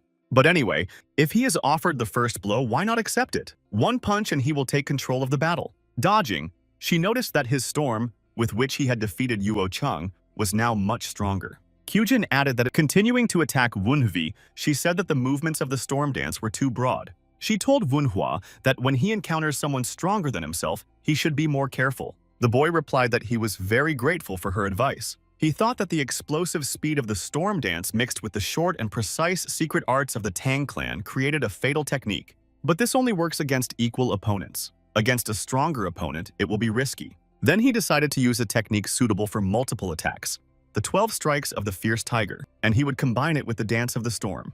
Recognizing the 12 strikes of the Fierce Tiger technique, she was surprised to ask if he had learned that as well. The power of the storm dance is in its speed. He thought he could use the momentum to speed up the rotation used in the 12 strikes of the Fierce Tiger. The guy pushed off of the ground and hovered for a second in front of his opponent. He was going to kick, but Kyujin jumped back and he failed. Wunvi forced his body to speed up with each attempt, saying that he needed to be even faster. She said that she understood that he was trying to maintain the flow of his attacks, but by giving the enemy distance, shouldn't he expect a counterattack? Kyujin used the Ching Ching Lightning Quick Blade to attack. Barely able to close and repel her attacks, Wunvi wondered if he had been too hasty with his attack. It suddenly occurred to him that maybe it wasn't, and he had an opportunity to break through. He attacked her, but Kyujin dodged. She was very surprised by her brother's sudden counterattack. Smiling, she said that she understood this, and that is what makes the battle worthwhile. Going on the offensive again, the girl asked Wunvi to entertain her a little more. As soon as Yuo Chang regained consciousness, he called out to the man and asked him what was going on. The man asked if young Mr. Yuo Chang was awake. When Yuo Chang saw what was happening in the arena, he said that the bastard not only knocked him out, but was now fighting on equal terms with his sister. Yuo Chang asked the servant if his mother had returned. The servant replied that she had not. Then the boy thought that his sister would not lose. But the longer it drags on, the higher the position of this bastard becomes. And as if to prove it, someone in the crowd shouted with delight that young Mr. Wunvi was not giving up. He thought it was impossible, but what if his sister really lost? He couldn't let that happen. Wunvi thought that he had succeeded in creating a gap and now needed to continue the offensive. As soon as he was happy that he had thrown away her sword, he was immediately kicked in the jaw. She noticed that he was too focused on the sword. The guy was surprised by her blow. The flow of unarmed strikes is different from Ching Cheng's style. She noticed that he was surprised and then told him that she was learning the Ching Cheng technique now. But 5 years ago, she was studying the arts of the Tang clan. The Ching Cheng straight sword and the Tang clan's 100 strokes method are aimed at exposing the enemy's weaknesses. These two opposing martial arts perfectly merge and combine into attacks. This is the power of Azul's Phantom Strike. He tried to use the Shadow Step to get past Kyujin, but she spotted him and attacked with her sword. Wunwi barely managed to dodge it. Having ducked under her sword, he stopped a little further away from his sister to catch his breath. He could taste the bile, and with every heartbeat his body became more and more numb. Wunvi thought that this is what it is like to fight using martial arts. Kyujin noticed that he was really different and asked what happened, and then she said that his attacks didn't look like the standard attacks of other newcomers. But in reading the enemy and in evasion, he was like an experienced warrior who had fought in hundreds of battles. She watched him closely. When Wunvi got up, he laughed and asked if it was true. He thought he understood the basic movements. As Yen Wunhui, who did not have the combat energy to read the enemy and predict his actions, this was his main fighting style, which was developed on the desire to survive. After all, he was up against martial artists who could finish him off with a snap of their fingers. But he forgot about one important thing when he was practicing martial arts. When he uses mystical arts, he does not use them strictly according to the book, and martial arts are no exception. She asked if he was smiling and said that he had a very beautiful smile. And then she added that it looked like he was up to something. Kyujin said she was curious what her dear Hui would do now. With the words that she would find out soon, she went to attack him again. The guy knew it was a collapsing attack, but Kyujin did not aim for vital organs. The principle of Azul's rhyming strike is to prolong the fight. Combined with her concern for him, this led to a show of weakness. He was grateful for his sister's good intentions, but he had no reason not to use it against her. He used the 12 strikes of the fierce tiger, along with the tearing tiger claw. Dodging the attack, Kyujin noted that it was not bad, but it was repeated. But something puzzled her. She felt the wind deflected by this blow circulate in front of Hui, restricting her movements. The girl was amazed that Wunvi had learned to use the storm's outbreak in such a short time. Kyujin noticed what kind of blow Wunhui was preparing for and realized that it was already dangerous. But it was too late to dodge, and Wunvi's blow hit its target. The energy from the powerful blow covered the entire training ground and even went beyond it. Not only the warriors, but Master Tan Gong himself was stunned when he saw it. And everyone who watched the battle was shocked by this turn of events. Yuo Chang screamed like a madman when he saw what had just happened in the arena. The warriors looked at Master Tang Gong with question and reproach. Not understanding what they wanted from him, Tang Gong asked them. Then Tan Te asked if Ms. Kyujin would be okay. The other asked if he had noticed it too. Tang Gong thought they were all so surprised. Not just because young Mr. Wunhui was so much stronger than they had expected. It was because of the glimpse of light that had just occurred. Looking at the energy in front of him, Wunvi asked his sister if it was fair. In response, Kyujin asked if he had seen it. The girl said she wanted to hide it until she found out about his trump card. She laughed and said that once he had seen it, there was no hiding it. Seeing Kyujin's energy, the crowd cheered that it was Sword Chi. Ms. Kyujin has entered the early peak. No wonder she is the heir to the 9 dragons. Yuo Chang was also cheerful. He happily exclaimed that his sister was smart and he had always believed in her. Looking at the arena, Yuo Chang added that the bastard didn't stand a chance now. Kyujin told her brother that he must have already realized that if she had already started using the sword's chi, she could not let the fight drag on. He said he knew that. It would be disrespectful to prolong a fight with someone who is stronger than you. She said she was sorry. She wanted to enjoy the fight even more and see what he was hiding. Wunvi thought that, as she said, the fight would be over in a matter of minutes. His early wind sword seal that blocked its blade still cannot block the Ching Cheng sword wrapped in chi energy. Since he cannot use his mystical arts, he has only one option. Smiling, Kyujin noticed that Manhwa seemed to have come up with something. He asked her why she thought so. The girl said she could feel it. His heart is beating incredibly fast. The guy replied that he was probably a little nervous. In such a situation, only a man obsessed with martial arts can, but she didn't let him finish. She said instead that only those who are crazy about martial arts can call themselves real fighters. He nodded in agreement and said he understood because he was a fighter after all. After being reborn as Tan Wunvi, he was too focused on mastering martial arts as quickly as possible. But the life of a fighter envied by Yen Wunhui is not like that. The emotions he felt fighting Kyujin, how can he express all that he has learned so far? How well will the martial arts affect his opponent? This is excitement and fighting spirit. That's why he wanted to become a fighter to experience all this. Kyujin asked if they could continue. She noticed that his breathing was normal. The guy told his sister that he was fine and then added that she could continue. Satisfied with her brother's answer,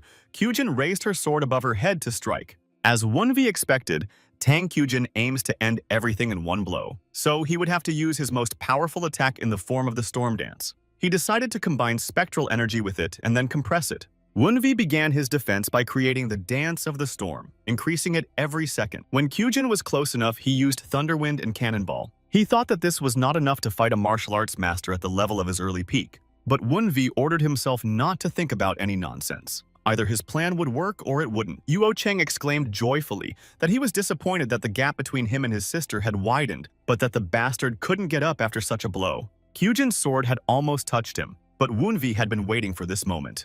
This is just a second during which Qi left the Kyujin's sword. The moment it turned into an ordinary sword. His plan was successful. Wunvi was able to avoid the blow and break her sword. However, it was not an easy task. The guy mentally cursed. After that, he could not move his arm. Usually you can win simply by breaking the enemy's sword, but that's not the end of it. Since Kyujin is the owner of the Phantom Stream Azula, she will never stop for such a trifle. Of course, this also applies to him. He decided to put all his remaining energy into this one stroke. He continued the Dance of the Storm, adding Thunderous Wind and Cannonball.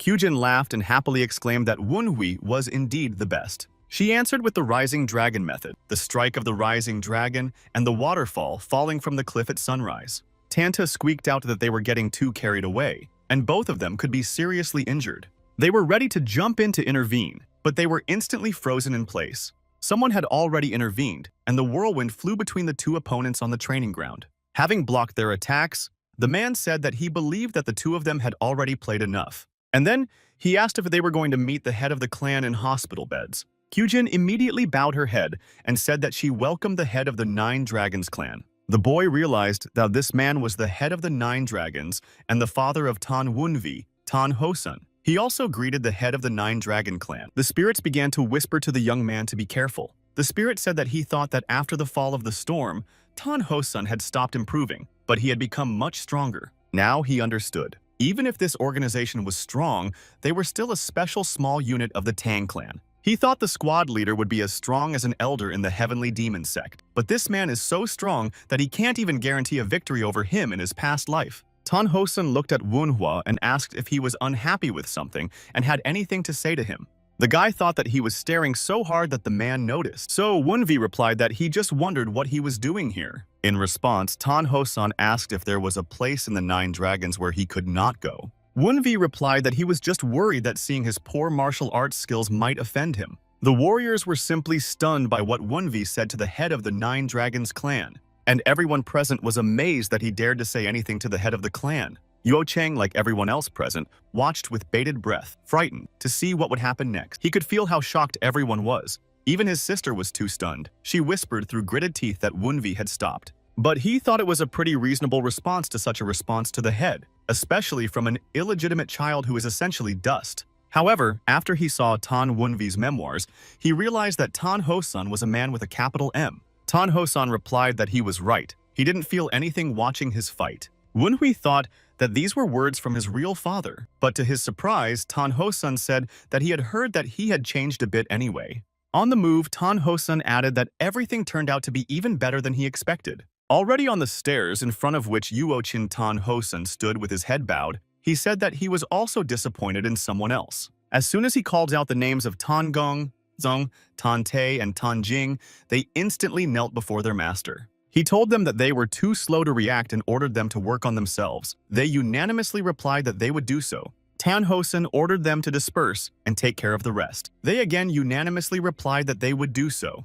Wunvi asked his sister why she looked so depressed. She replied that she felt they were not good enough to get recognition from her father, and then asked how he was. The boy replied that he already was, but the father suddenly became interested in the child he had been ignoring all along. At the same time, he easily turned away from his son, who did not live up to his expectations. Kyujin apologized and said that she shouldn't have asked him that. He replied that it was okay to ask if she was hungry. With a smile, he asked, "How about a drink now that they were done?" They stayed in the tavern until late at night celebrating their fight. Raising another glass, Kyujin exclaimed that this is the good life. Wunhui noticed that she seemed to have been starving for several days and asked if she was not being fed in Qingcheng. My sister indignantly replied that they do, and even a lot, but they only feed them vegetables. And she's growing up now, so she has to eat meat and drink what she wants. That's what she doesn't like about the Taoists. She asked Wunvi if he understood her. He said he understood and offered to have another drink. She happily accepted. As if, by the way, the guy asked her who the person was whom she called her older brother in training. Kyujin asked why he suddenly asked. He replied that she had mentioned him several times in her letters, so how could he not ask? He added that she did not mention that he was going to visit the head. Now he needs to know more about him, because they will have to meet. He asked if she didn't think so. She replied that the other one is infected with the bad energy of the Tang clan. Wunhui thought that the fact that Li Chul's son was a disciple of the Qingcheng sect was a precautionary measure, and the reason for the Dark Lord's visit. There are rumors that the Dark Lord is trying to create another specialized unit like the Storm. If this is true, all sects and clans in Sichuan will try to do something about it. The same applies to the Qingcheng sect, with which the Tang clan has close ties. They must have sent him here because they cannot blindly trust Tang Qijin. Or maybe it's actually something even more important than they think. When Wunvi noticed his guest, he waved and exclaimed that they were here. She asked if this was the friend he wanted to invite. Tan Gong said that she should have been gentler on the training ground and added that they took a long time to clean up after them. Kyujin exclaimed that it was Uncle Gong and jumped up from her chair. Tang Gong said he was surprised that she could manifest the sword aura. She thanked him. The girl whispered to Wunhua that she wondered why he hadn't told her he was coming. He whispered back that she hadn't asked. She quickly handed Tan Gong a chair and invited him to sit down, calling him uncle. He thanked her. Looking at the table, Tan Gong noticed that they had ordered a lot of food and added that he hoped it wasn't all on him. Wunhui appreciated the idea and said he would have to try it. Then Tan Gong asked if he had hit his head somewhere. Wunvi poured the master a drink and they drank like old friends. Kyujin asked Wunhua with a reproachful tone of voice why he was so informal with him. She asked if Wunhui knew who he was. Kyujin told her that Tan Gong was actually her father's warrior brother. His uncle saved him from danger during the Qingcheng bloodbath and even received a respected title from the head of the clan. Wunvi turned to the master in a worried voice and called him Uncle Tan Gong. He was very surprised and asked what had happened. The boy bowed and said that he did not know about his relationship with his father and was very impolite. Wunvi apologized and asked him to forgive him. The sister whispered to her brother that he did well. Kyujin whispered that she was sure he would understand if he apologized properly. But from the expression on the master's face, it was clear that he did not quite like it. He shouted indignantly that they had ruined his appetite. Tan Gong turned to Mrs. Kyujin and asked if she had made him do it. After that, Wunhui stopped the ceremony and asked what he thought of the old Storm Squad, the Righteous Wind Squad. Tan Gong asked in response what grade Wunvi would give them. Wunvi smiled and handed Tan Gong a new bowl of drink, saying that it was 10. The master huffed and said that he got it, but it was not interesting at all. Then the boy asked if he was wrong, and Tan Gong replied that he was. Wunvi said he knew that.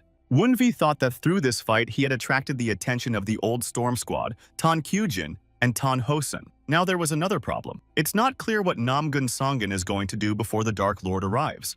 It was already late at night. The carriage was traveling along a rocky forest road. He sighed and complained about how long they had to go. The spider said he didn't think it was that far. If they get too far, he might kill them thinking they've escaped. But finally the carriage stopped and he looked around in surprise, asking if they were already there.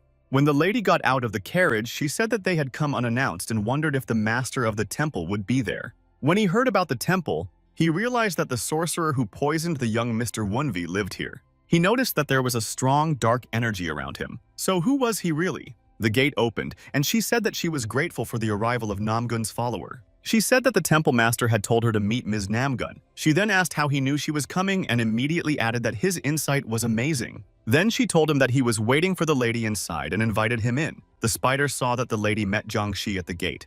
Jiangxi is a corpse that has retained its memories and is capable of critical thinking. And he uses Jiangxi, a creature that is difficult to control even for the most capable alchemists, as a mere servant? The spider noticed that it didn't look like a wizard's house, and he doesn't know if they've talked enough, but you can never talk too much. As he followed them, he thought that he should fulfill the young man's request that he listen to his request. The sorcerer begged and asked for more prophecies. He asked for more light prophecies to be sent to him. Jianxi went to the Stormlord and told him that Miss Namgong had arrived. He ordered her to come in. Namgun said that she was greeting Stormlord John. He replied that he could see she was here because things had not gone according to plan. He said she was full of greed. He said that their God had mercy on those who regularly prayed to him, not on those who only asked him for something. Then she asked, what if this is the one who contributes more to the needs of the church than anyone else? To confirm her words, she opened 2 boxes of silver and asked what he would say now. He replied with a pleased smile that of course he would pardon them. She said that if everything worked out, she would add another box.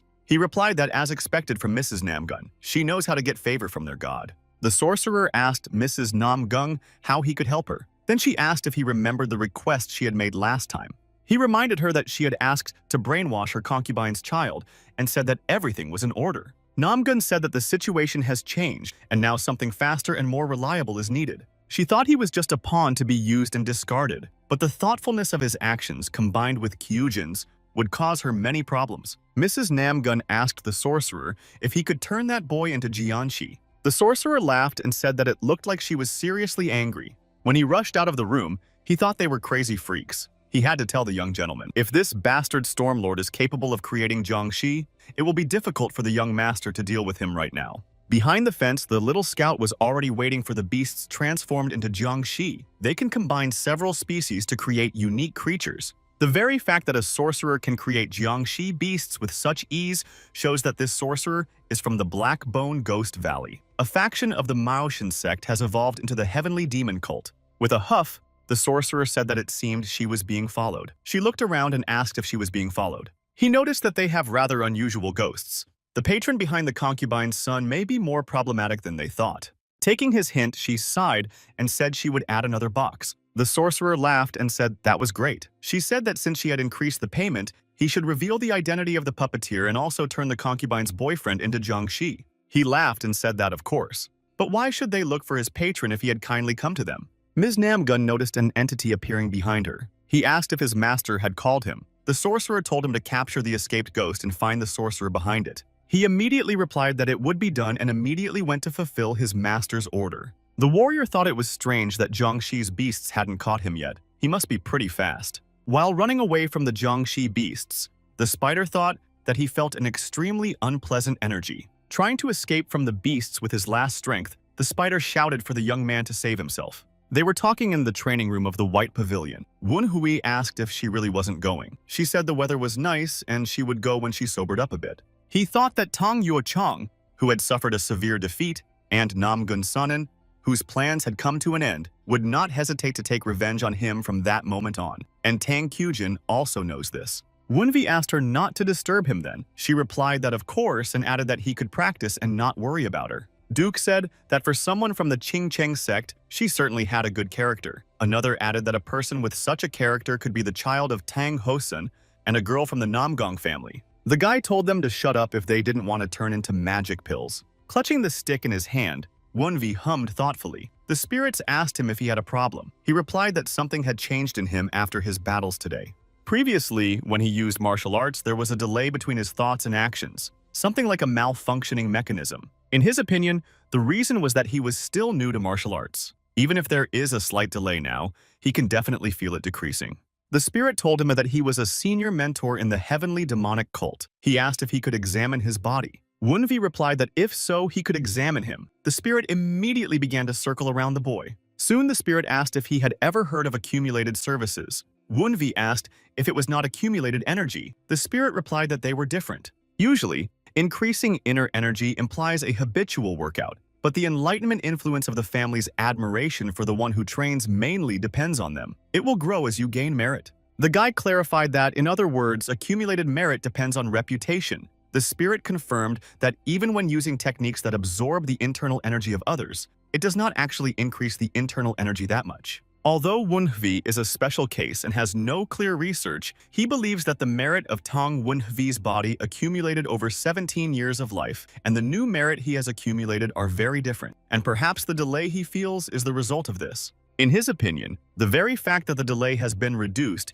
means that the accumulated merits of the young gentleman and Tan Wunhui are beginning to harmonize. He realized that the spirit meant that he began to understand and accept Wunhua's personality, so his accumulated merits began to harmonize with his merits. Because he could not consciously live as Thang Wunhui, even though he considered his body his own, but he thought of Tan Wunhui's body as another person's body. After the duel, his thoughts turned from he uses martial arts in Tang Wunhui's body to he uses martial arts. The feelings he experienced after meeting Tan Kyujin and Tan Hosun, who did not take Tan Wunhui seriously, are slowly eroding his subconscious barrier. He asked how much of the merit was now connected. The spirit replied that it was about 40%. If their similarities continue to grow, they will be able to excel in martial arts with ease. Wunvi thought this was just what he needed. To perfect the mystical arts, one needs harmony between body and soul. He believes that the more the connection between Tan Wunhui's body and Yen Wunhui's soul grows, the faster he will reach the same level of mystical arts as in his past life. Tan Kyujin thought about how much had changed. To think that Wunhui was practicing martial arts with such confidence and enthusiasm. Although she was sad and felt guilty that her brother had to change, Wunvi began building his own castle.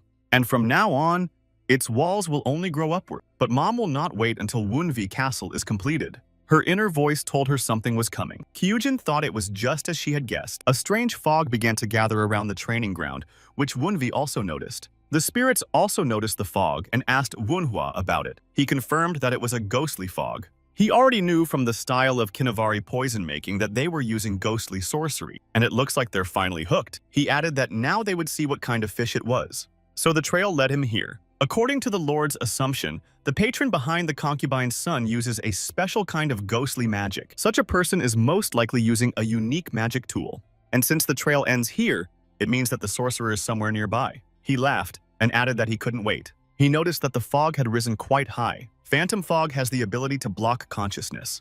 And if he limits it to the formation of a thorny, ghostly fog, it will not matter what happens inside the fog. And no one will notice anything from the outside. Now he needs to find out where his victim is. When he noticed the guy to whom the magic thread led him, he was surprised. He wondered why the thread led him to the concubine's son, who was his second target. Obviously, the sorcerer did not use ghostly magic himself. Instead, he used the concubine's child to activate a technique of the magical arts.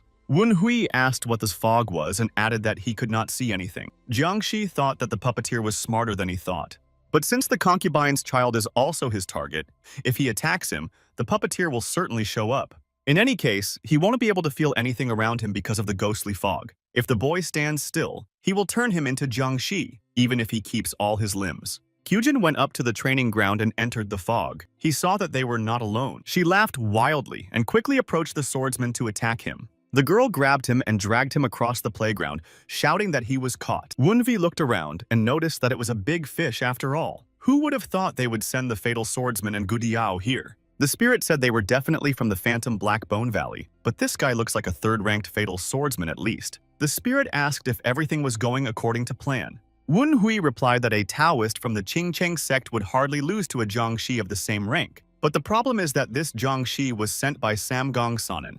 Throwing a pill into his mouth, he wondered whether Kyujin was controlling the situation or simply fulfilling his duty as a Taoist to destroy evil. Now Wunhua can only trust her determination. Kyujin threw Jiangxi to the ground. Jiangxi felt the energy of the Qingcheng sword. He thought that the Qingcheng Taoist on the outskirts of the Nine Dragons was most likely Tang Tuzing. But why is this girl here? Pushing her away, Jiangxi addressed her by name and asked her to listen to him. At his request, Tang Kyujin indignantly declared that she would not listen to miserable demons. She attacked him and screamed for the vile Jiangxi to perish again. Jiangxi thought that he would not be able to cope with her. Even if he achieved his goal, he could not fight at full strength to avoid injuring Tang Kyujin. Otherwise, Mrs. Namgun will break the agreement. If this happens, the master will be angry and will torment him. Again attacking him, Kyujin asked Jiangxi what he was thinking about. She used the sword art of Ching Cheng Lightning Slashing Blade and screamed for him to die. Jiangxi thought that he could really die like that. He thought that since he was going to die anyway, he had nothing to lose. Jiangxi exclaimed that he felt sorry for her because she was Mrs. Namgong's daughter.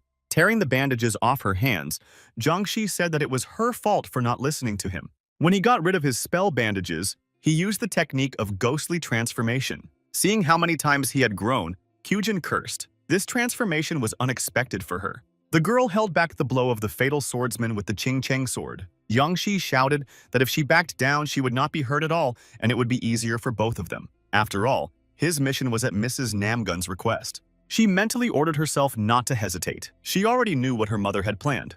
Kyujin decided that she had to defeat him and find out who was behind him, and also to convince her mother to turn away from this path. She gathered her strength and successfully counterattacked him. Jiangxi howled that it was anti-demon energy. Enraged, the fatal swordsman shouted that she was a prim and stubborn bitch. He struck a rather powerful blow but close to her just to throw her away or disable her. Jiangxi mentally cursed and thought that if only she wasn't so stubborn. If the battle continued despite the thorny ghostly fog, the Justice Wind Squad would cash in on them. He also has no idea when the puppeteer will appear. He will be at a disadvantage if the battle drags on. The Phantom Mist will soon be weakening, so he has no choice but to use Gu Diao. His target remains the son of the concubine. Jiangxi again used the power of ghostly magic and summoned Gu Diao. The spirit turned to the young man and told him that he did not allow him to release more ghostly fog. Wen Hui said that Jiangxi had finally used Gu Diao, otherwise he had almost fallen asleep from boredom. The spirit said that it would be better if the stubborn girl fought with Gu Diao. Gu Diao shouted loudly and headed toward Wen Hui. The boy noticed that he was too noisy for the night. The guy activated his eyes and looked into Gu Diao's eyes and ordered him to bow down before him. He used the first stage of purple eyes called Torment of the Evil Ghost. The bird screamed again and landed in front of the boy, head first on the ground. Wenvi said he didn't mean to bow that low.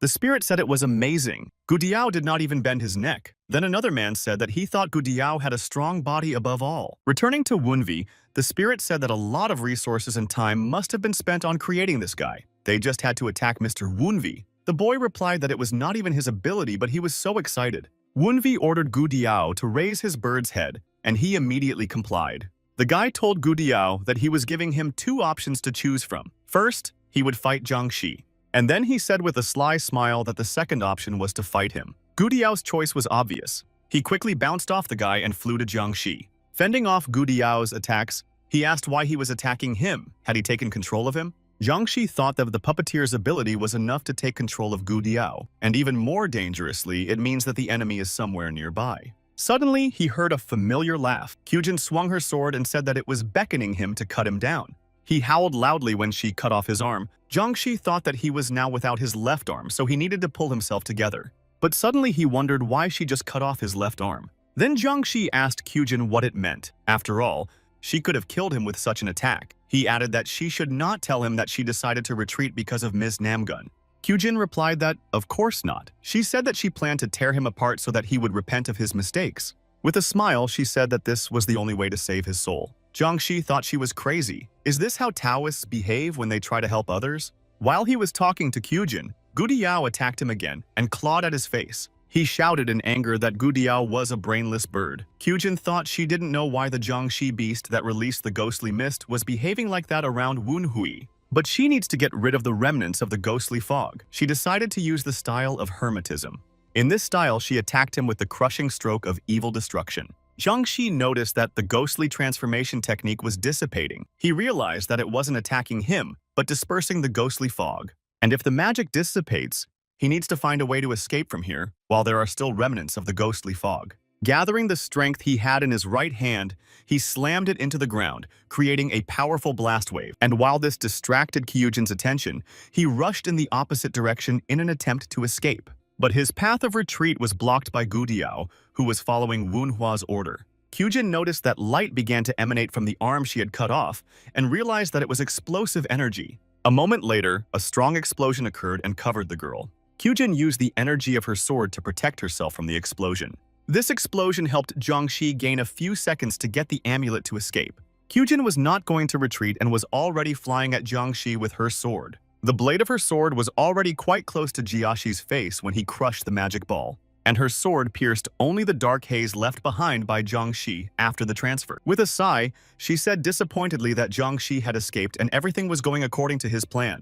She warned Wunhua to be careful. Someone was using demonic arts. He asked if she could help him. Tang Wenhui turned to his sister and said he had an idea how to deal with it. The sister asked if he meant that they did not need to destroy Jiangxi, who was going to attack them. The guy replied that it was true, and then said that first they needed to gain magic. Even though the fugitive belongs to a side branch of the clan, he managed to enter the main mansion and spread the ghostly fog. Apparently, the enemy is strong enough to use an enchantment. He noted that if he felt threatened, he would simply use the talisman to return to escape. Wunhui added that even he was not strong enough to defeat such a Jiangxi in the place where he had cast the spell. But if she helps him break the spell, he will reveal the identity of the man behind this Jiangxi who dared to attack the 9 Dragon District. Kyujin said that if he was telling the truth, the Jiangxi they were dealing with was sent by her mother. She asked what he would do if she decided to obey her mother's will. Standing up, Wunvi replied that in that case he would simply be a loser in this game of intrigue. The boy asked Kyujin if this was what it meant to be part of the Tang clan. For Wunhua, who has gone through so much hardship, the Tang clan is just a bunch of lying and deceitful people. But she is sure that he will realize that not everyone is like that. To do this, you need to try a little harder. When she noticed Gu Diao, Kyujin said that he was the same bird as Jiangxi. Then she asked if he wanted more. Jiangxi stopped deep in the forest. He said he couldn't believe he was running away after a failed mission. Even if he reattached his arm, after the loss of Gu Diao and the increase in security in the 9 Dragon District, the Lord would never forgive him. In despair, Jiangxi cursed and shouted that if it weren't for that cursed woman. Unexpectedly, he heard a voice behind him saying that if he was going to rest here, he should have moved away. Then he asked if he was serious about leaving the estate. He thought that they had already tracked him down and turned sharply to see who was behind him. To his great surprise, the son of his concubine stood behind him. Jiangxi wondered what he was doing here. Had he been following him? But how? It occurred to Jiangxi that perhaps the puppeteer was pulling the strings.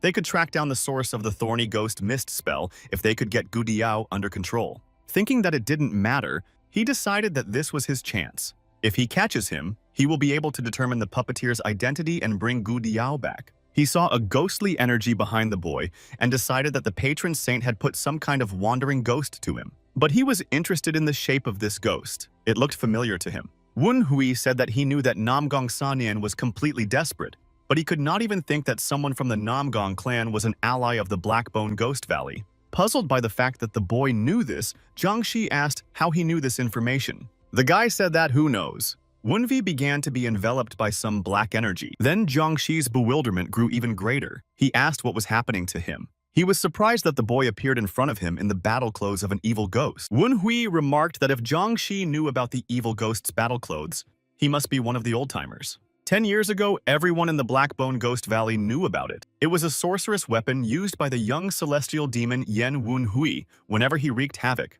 Jiangxi thought that this ghostly energy was an evil ghost. He asked why, of all people, he was the one who possessed such a thing. Wunvi asked him if he really thought he would answer him. The guy added that he had a lot of questions for him. Then Jiangxi said that he really thought he would answer them. Smiling, Wunvi said that of course he would not say anything now, but they would talk after his death. Jiangxi thought that if he really was the heir to the cult, he would finish him off with a single blow. He saw that the boy was going to attack him, but he did not know whether he would use mystical arts or the power of the Ghost King. But he was very surprised that the punch was nothing like he had expected. It was just an ordinary martial art. Yes, it was a simple but very powerful punch. He sealed Jiangxi to the tree.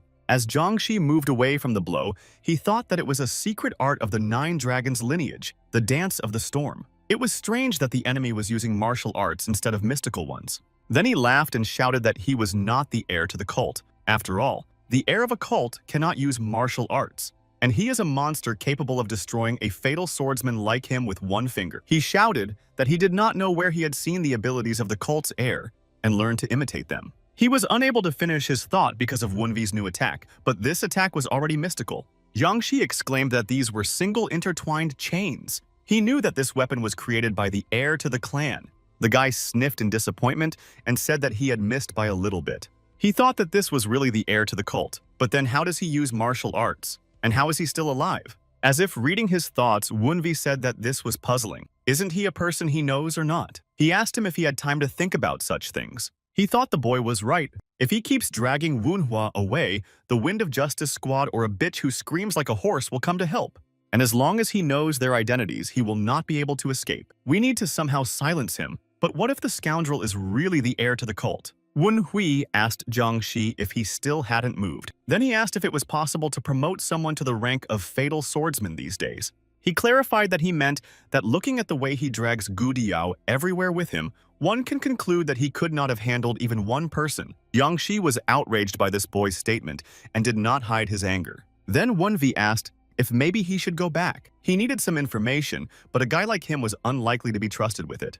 This was the last straw, and he exploded. Jiangxi shouted that he would make him regret those words, even if it cost him his life. Enraged, Jiangxi rushed to attack Wunhui. The latter mockingly remarked that Jiangxi had finally moved. Grabbing the boy's head with his hand, he quickly dragged him further into the forest. Manhwa thought that maybe he was trying to buy time by leading them away from the mansion. But no, that would only hinder him if the idiot got scared and decided to run away. He thought he needed to try everything he couldn't use in the battle with the Kyujin. Slamming the guy against a rock, Jiangxi said that he must have gotten a little carried away. Now, we'll probably have to deal with the body. Jiangxi said that at least his chatter reminded him of the heir to the devil's cult. But the guy squeezed his hand tightly and said that he finally felt better. He said that if he wanted to rest, he should have at least walked away after using the talisman to return. After that, Wunhui asked Jiangxi how he was going to deal with his body with such attacks. He wondered if it was really the battle clothes of the evil ghost of the cult's heir. Jiangxi tried to attack the boy again and added that it was impossible.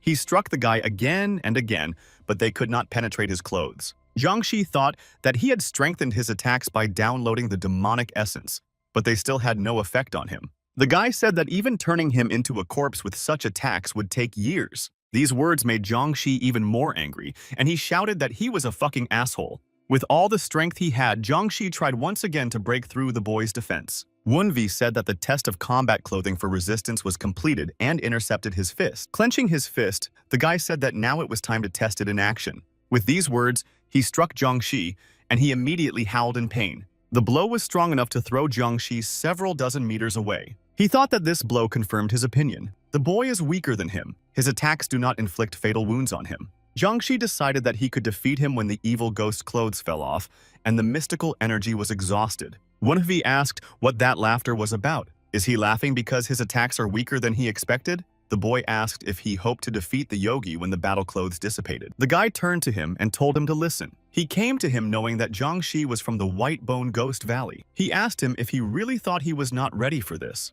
Then he asked if the brain also decomposes when you turn into Jiangxi. Jiangxi replied that he was only so arrogant because he was wearing the battle clothes of an evil ghost. He growled for the boy to show him what he could do in a fight against Jiangxi. And starting his attacks, Jiangxi added before his mystical energy ran out to maintain his clothes. Using the art of illusion, Wunvi bypassed the enemy and struck him. After that, Jiangxi jumped back and noticed that the boy was as nimble as a rat. Wunhui thought that this attack also did not cause a deep wound. It seems he can't break through the fatal swordsman's defense now. He thought later that he had a lot of work to do, but unfortunately, it's time to end. Wunvi attacked the enemy with the 12 strikes of the tiger. Jiangxi shouted that he still hadn't realized that his attacks against him were futile. He laughed and said it tickled him. Jiangxi noted that unlike his combat clothes, his body did not wear out. He told the boy to keep hitting him and that he would soon pay him back. Turning away, Wunvi said that he was worried that if he dodged all the attacks, it would drag on. Wunvi emphasized that he was trying to get them to hit him. He added that he still thought that the brain did not decompose during the transformation process. Then Jiangxi said that he must have gone crazy being cornered, and he threatened to see how long he could move his ugly mouth. But a sudden cough squeezed Jiangxi's throat, and he started spitting blood. He was surprised that these were symptoms of poisoning, but how could Jiangxi have been poisoned? Wunhui said that ordinary poison would not have worked. Therefore, Jiangxi assumed that it could be the poison of the lost souls. Pain pierced his body.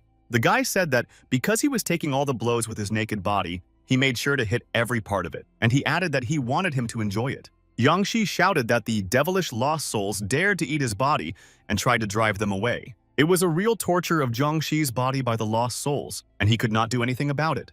Until the completely exhausted Jiangxi fell to the ground, the souls did their work. While waiting for Jiangxi to die, he asked the boy to answer his last question and asked if he was the heir to the cult. Sitting down opposite, the guy turned to Jiangxia and said that he would not die here. Wenhui showed him the single chains. Jiangxi was frightened and said that he did not agree. Taking off his battle clothes, Wenhui told the elders that he had to leave. The boy ordered the elders to teach the newcomer how to obey him. They immediately, humbly replied that they would do as their lord commanded and hovered over Jiangxi. Returning to the estate, Wenhui said that it was not that easy. Perhaps it was because he was not yet able to do it on a subconscious level. But he had problems with the magical and mystical fields that required a lot of time to prepare. He decided that he needed to practice more martial arts and improve his skills in mystical arts. Clenching his fist, he told himself that he needed to work even harder when he suddenly felt that he was being watched. The boy looked carefully at the mansion. He wondered if they had seen everything. Wenhui knew that now he had to find out who they were and where they were hiding. When he looked closely at who was standing in the window, he realized that it was Tan Ho-sun.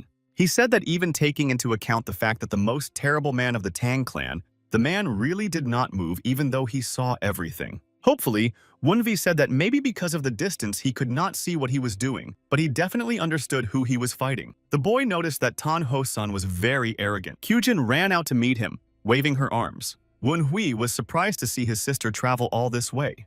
When he saw Kyujin pulling Wenhui along, he was shocked and froze in place. Seeing the guy's reaction, she asked what happened and if he was injured. Wenhui replied that he was fine and pointed to Gu Diao. The girl replied that she thought they could work something out. She said that at first she wanted to cut off his wings so that he could not escape. But when it turned out to be more difficult than she thought, she just beat him instead. Wenhui thought that from now on he would not contradict his sister.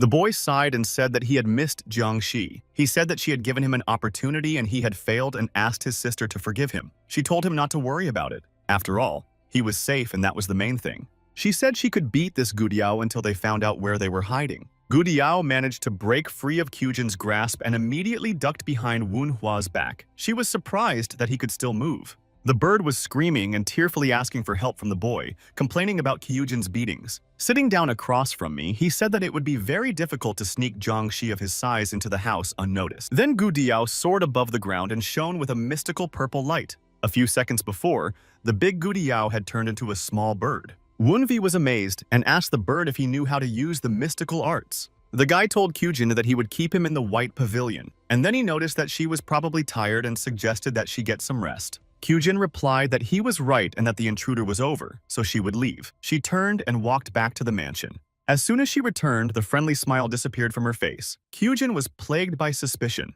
He concluded that it meant that his master was the cursed mentor of the White Bone. Jiangxi confirmed that he was. Wenhui remarked that he hadn't seen the old man in a long time.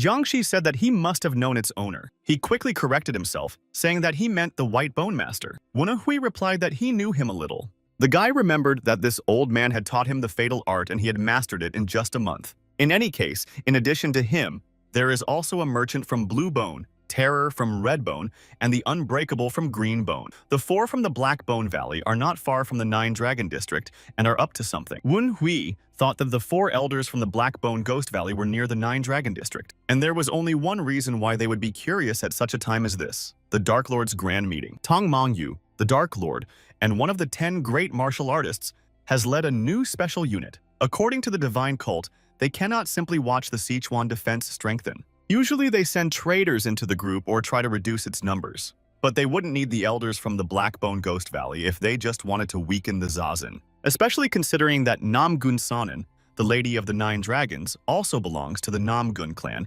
and is connected to it. They are up to something much bigger. A group of obstacle breakers that controls the celestial demon cult called the Community. If they have the secret support of the cult, plans that previously seemed unrealistic can suddenly become real. Putting all the puzzles together, Wenhui assumed that they were trying to assassinate the Dark Lord. The spirit said he was a stupid Jiangxi. He asked if he really thought that the four elders from the Blackbone Ghost Valley would defeat the Dark Lord. The other said that even the ancestors of the 9 demons couldn't do it. Wenhui clarified his guess that these guys were scouts. Jiangxi replied that he didn't know the details, but he had heard that support was coming from Tianshan. He found it strange that the help was coming from Tianshan and not from the community. Wenvi called him number 15. Jiangxi replied that spirit number 15 was listening. Wenhui asked if he did not know about the community. He replied that he was too stupid to understand what kind of community he was talking about. The guy said it was good that he didn't know. He thought that the fatal swordsman from the Blackbone Ghost Valley didn't seem to know about it. To get more information about the community, he needs to capture the old cursed mentor from the Whitebone. The problem is that, with his current strength, he can't even break the magic barrier, let alone defeat it. As he was getting up, he said that this was all he could take from number 15. Suddenly, Tan Gong ran into the room and turned to the young Mr. Wunvi and asked if he was okay. Tan Gong said that the head of the family ordered him to bring Wunhui to him and asked what happened in his yard. Gudiao whispered that he must be talking about the marks left by the battle with his sister. With a sigh, Wunvi told Master Tan Gong to calm down and added that he would tell him everything on the way. With the help of the Wind of Justice and Tan Gong, everything would have been much easier. But now there is a bigger problem. The head of the 9 dragons, Tan Hosen. He should start from how much this person knows and what his next move will be.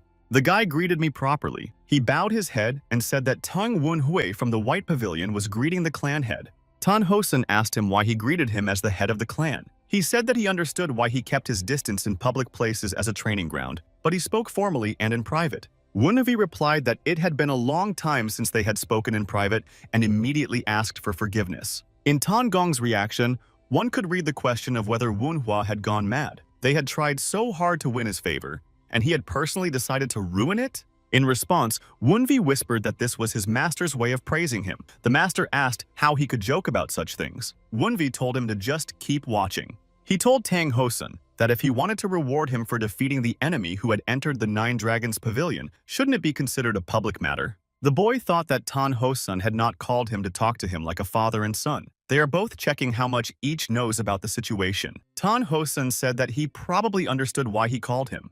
Wenvi noted that he looked like he had figured out the identity of the attacker and how his wife was connected to him.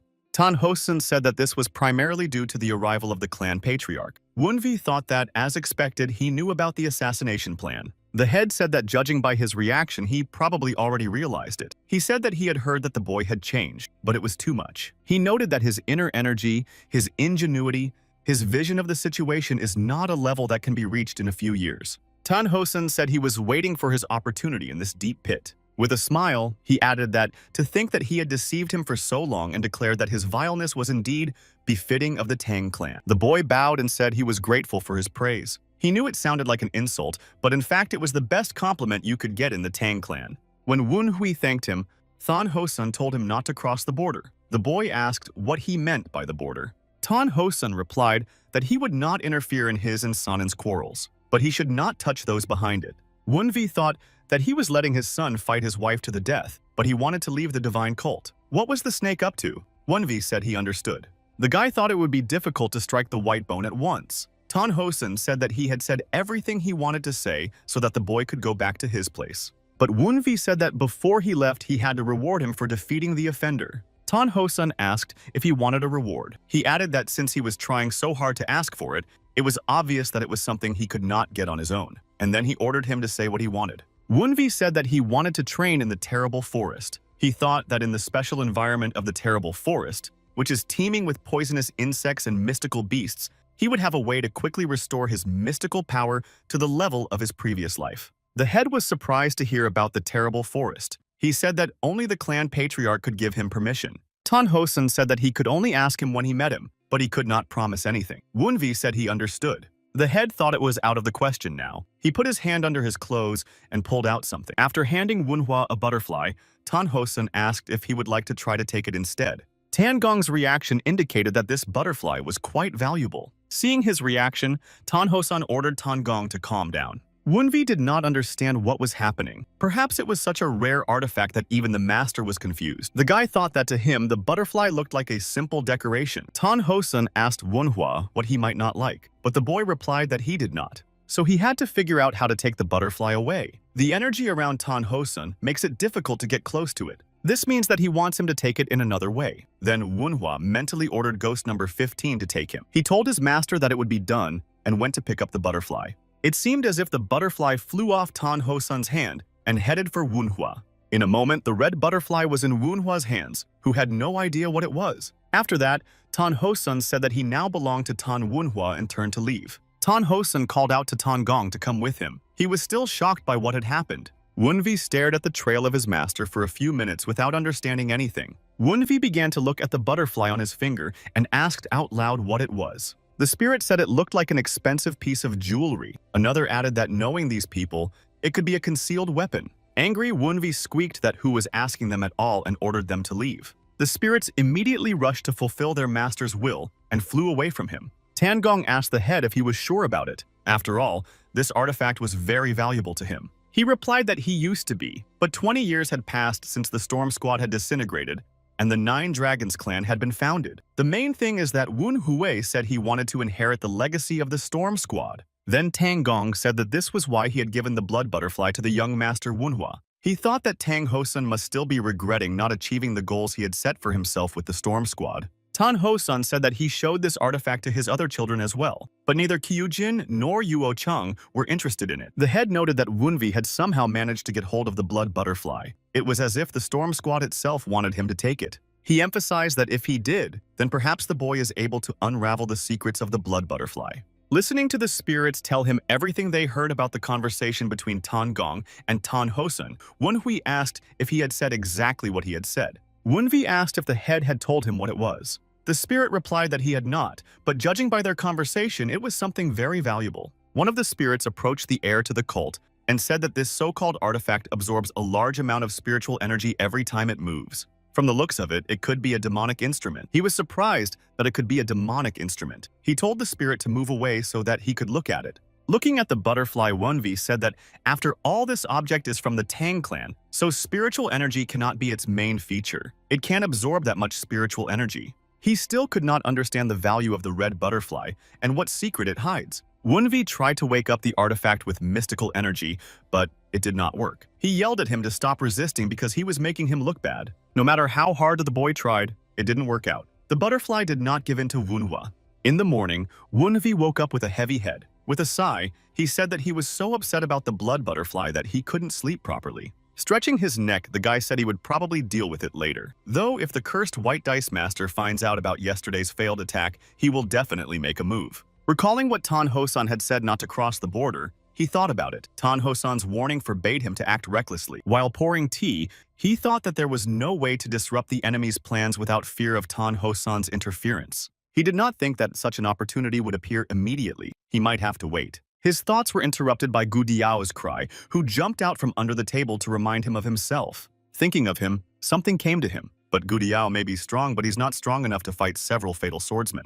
But if he is going to use it, he needs to make it even stronger. Using his own blood as a mediator and the eye of the deceased, he will transform it into a purified artifact containing the knowledge of the Ghost King. Wunvi decided that he would call this blood sphere the blood of the Phantom King. One of the spirits exclaimed that it was the famous blood of the Ghost King. Then another said that he didn't think he would ever be jealous of someone's heritage. Another one indignantly told him to keep his dignity. Even for ghosts, such behavior is not dignified, because it contains the knowledge of the Ghost King. This blood is an unrivaled medicine for those who use demonic arts. Wunhui asked if Gu Diao wanted to try it, and he squealed happily. But Wunvi asked why he should give it to him. What did he do to deserve it? With a sly smile, he said that perhaps if he told him the location of Jiangxi's beast farm in the Blackbone Valley, he would give it to him. Gu Diao nodded his head as a sign that he would fulfill his master's request. Then Wunhui said that it was very good and held out the blood sphere to Gu Diao to eat. As soon as Gu Diao ate it, he regained his previous shape and even grew larger. Impressed by the result, the spirits remarked that it was incredible that Gu Diao had been reborn. This is probably the legendary Jew bird, which announces the arrival of the demon army. The boy asked the bird how it felt to be reborn. He added that he would be more useful than a spider if he wanted to be. Wunvi used his powers and summoned the spirit of a man who was surprised to find himself here. The spirits were surprised to see Elder Huang. One of them asked if his soul had not been destroyed. Elder Huang turned to the heir to the cult and asked why he had returned it. Then Wanhui answered Elder Huang that he had 3 reasons for his return. The first reason for this is his loyalty to the heir to the cult, i.e., him. Most of his subordinates cursed his name when they were on the verge of death, but he distinguished himself. This is also related to the second reason. Huang is still clinging to the hope that he will protect his daughter. He said that he still doesn't know her name or even what she looks like, so Huang has to find her personally with his own hands. And then he said that the third reason is simple. Ghosts are easier to control than idiots. Huang thought he might have left the third reason unsaid. Huang sighed and said that he thought he would finally get rid of his chains, but now he realizes that he cannot escape from them. After he lost his wife, his daughter was his only reason for living. She was his treasure. So ever since that damned Zhang Hajin kidnapped his daughter, he hasn't lived. He betrayed the cult leader and heir to the cult for her sake, but failed to protect her. And who would have thought that he would have another chance?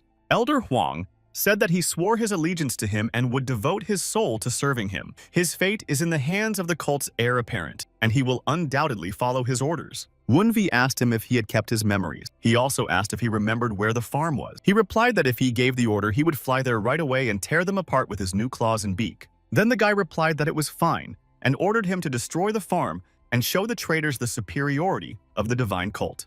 Gudiao answered his master in this way and immediately flew off to fulfill his order. He thought that if he started destroying the farm, the White Bone Master would be distracted from him, and that would give him time to think. The carriage with Mrs. Namgun Sanan arrived back at the estate only at dawn. Ms. Namgun entered her office sighing. She said she was so tired after her overnight trip. She saw a sheet on the table and thought it must be Young's report. Namgun Sanan thought that if the corner was bent, it must be something important. The report said that a duel took place between Wunvi and Yuo Chang, and that the latter won. The boy even fought with his sister Kyujin, and their battle ended in a draw. And before all this, the head of the Nine Dragons clan, Tang Hosun, was watching these fights. The lady was shocked and outraged by the news until she heard her daughter's voice behind her. Kyujin asked her where she was. She happily asked Kyujin what brought her here at such an early hour. And then Namgun replied that she had some urgent things to do. Kyujin said that it was so urgent that she couldn't tell her. Kyujin said that Jiang Shi, who had been sent specifically for Wunhui, had entered the estate at night. Namgun immediately said sympathetically that it was a nightmare. And she thought that the man she saw yesterday must have gotten even with that bastard. She doesn't like the fact that Jiang Shi's intrusion was noticed, but she'll take it. But to her great surprise, Kyujin said that she had fought with him. Namgun was frightened and asked what Kyujin had just said. She immediately rushed to her daughter and asked her why, and if she was injured. Kyujin replied that she was not injured. The girl said that Jiang Shi had mentioned Namgong and hesitated to harm her. Namgun was boiling with anger. She thought about what these idiots had done. The woman told her that everything she was doing was for her own good and for Yuo Chang's, and this illegitimate child is just a hindrance. Kyujin asked if she hated Wunhui that much. Is her hatred so strong that she is willing to use Jiang Shi's help when her daughter is part of the Qingcheng sect? Kyujin told her mother that if she did not intend to leave the path she had chosen, she would have to stop her even if she had to use force. Confused and frightened by her daughter's words, Namgun said that she did not understand how she felt. She did not understand how her daughter could not understand her. And all this because of this bastard. She should have taken care of it before it got this far. Namgun decides that she needs to go to the temple immediately. She has to do it for Kyujin's sake. Tang Gong told Wunhua that he had no lack of courage. Then he asked if it was necessary to walk here after what happened last night. Wunhua replied that Tan Gong could come back if he was going to whine. But the master said that he had to follow orders. Wunvi said that he should stop chanting then. The guy asked if they were there and Tan Gong said yes, and told him that this was Lu Ban's forge. Wun Hui thought that Lu Ban was the god of crafts and Taoist techniques. Using the name of a legendary figure is quite presumptuous. When they entered, Tang Gong asked if the owner was inside. They recognized him as the fierce wind warrior and replied that the owner was here. The man looked out and asked if the loser was here, and Tan Gong said he was right there. The master asked for permission to introduce them and introduced the man as the owner of Tan Chug Yen's forge. Wunvi bowed and said that he was pleased to meet him, but the man wouldn't let him introduce himself and interrupted him by asking if he was the second son of that cold bastard. The boy replied that he was, and his name was Tan Wunvi. He recalled hearing that he had known the family since the days of the Storm Squad, but he didn't realize they were so close as to call Tan Hosan the cold bastard. Tan Chug Yen asked why they had come. Was it just to meet him? Tan Gong replied that he needed to do something for the boy. He replied that he already had a lot of work to do. The man told Wunhua that he had probably come here because he was not satisfied with what he had been given in the Nine Dragon clan. He said that he would do whatever he wanted and told the boy to leave the blueprints and leave. Wunhui noticed that he already had a to-do list. But it makes sense because everyone wants to make sure their weapons are in order before the Dark Lord shows up. And he wouldn't have gone through that door if Tan Gong hadn't been with him. The boy turned to him and said that the drawing was quite complicated and that he thought Tan Chug Yen would need an explanation. He asked indignantly what kind of a boy he thought he was. He said that he would do everything perfectly even if the drawing for the concealed weapon was a complete waste of time, and emphasized that Wunvi should not worry. Then the boy said he wanted a sword, not a concealed weapon. Tan Chug-yen was surprised to hear about the sword. Tang Chug-yen asked what he needed the sword for. Was he going to become a Taoist from Ching Cheng like his sister? Master Tang Gong was furious and attacked the boy, asking him if he had come with him for the sword and not for the concealed weapon. Why? Why? What for? Wunvi replied that he had asked him to find a blacksmith, but did not say anything about hidden weapons. Tan Gong noted that it was true, but he still felt uncomfortable about it. Koval said that Tan Gong must have high hopes for him if he reacts like this. Then he went to the office and told him to show him his drawings. The guy said he wanted to use this dark sword to modify it. Tang Chug-yen asked if he was going to do this. Seeing the blacksmith's reaction,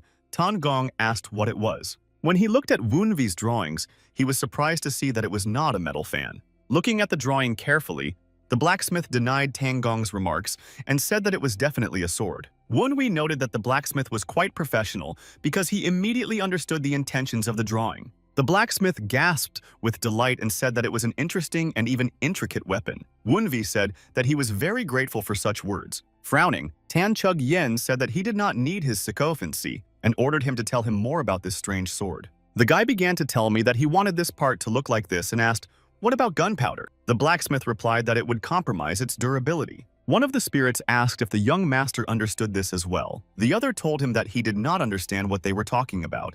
The spirit noticed that the young master said it was a sword, but it was clearly shaped like a fan, and another said that he heard the word gunpowder. But why would there be gunpowder in a sword? Is this some kind of secret of the Tang clan? But pointing to Tan Gong's thoughtful face, he replied that he didn't think so. After all, it seems that this guy also does not understand what is happening. Tan Chug-yen asked him if he was a little stingy. Wunvi replied that he was more like a very ambitious person. Then the blacksmith said he would have to do it himself. He was surprised that he would take on the job himself. The man said that this sword drawing would be difficult for his students. Wunvi thought this was his chance. He fell to his knees and bowed low, saying that he wanted to show the sword he had made during the visit of the clan patriarch. It would be a great honor for him. Koval was very embarrassed by these words and said that there were only 20 days left before the visit. The guy asked if it was impossible. He replied that it was not, and that he had his own schedule. Then the guy said he understood and that it would probably be very difficult for Tan Chug-yen. He immediately replied that it was not difficult. Then Manhwa said that his request was too difficult for him and apologized to the elder. Angered by his words, he shouted that it was not difficult for him and not too hard. He, Lu Ban Tan Chug-yen, will do it in 15 days. Wunvi said happily that he knew he was incredible. Master Tang Gong thought that another victim had fallen for the provocation. He was happy to have the best blacksmith, and he even exceeded his expectations. In his mind, Jiangxi's farm had already been dealt with. Suddenly, he heard his sister's voice. Kyujin called out to her brother and said she wanted to ask him about something. The boyfriend noticed her fatal azul energy. Her spectral traces were seeping out to the outside, so she is unable to control her emotions so much that it cannot be hidden by the style of the single-player world. This must be the reason. She said that it might seem unexpected, but that he was thinking about the past. Kyujin clarified that he might be holding on to a feeling of resentment or something like that. She added that she wanted to know what he was thinking. With a huff, the guy asked her if she could catch the wind. He explained that you can catch it for a second, but you can't hold it in your hand.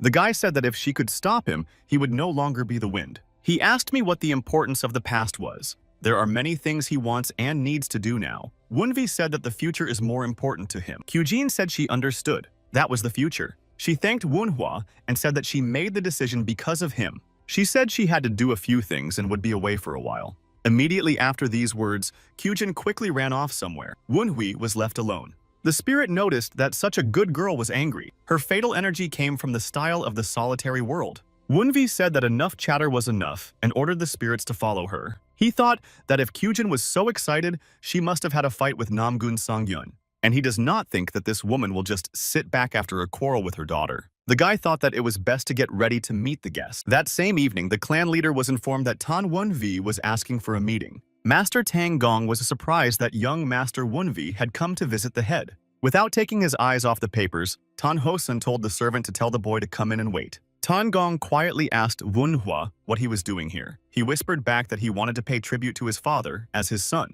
The master said that if he was going to say such nonsense, he should leave as soon as possible. The clan leader looked at the boy and asked why he had come to him. Wunvi replied that he had come to discuss the issue they had discussed last night. He said he wanted to make a deal. With a huff, he merely mentioned Tan Gong's name, and he replied that he understood, and then he instantly left the office.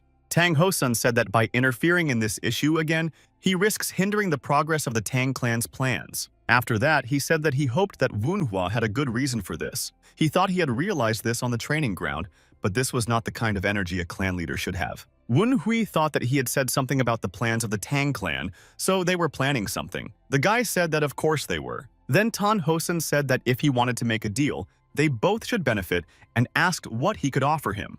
The guy replied that he had nothing to give him right now, but he could promise him that he would.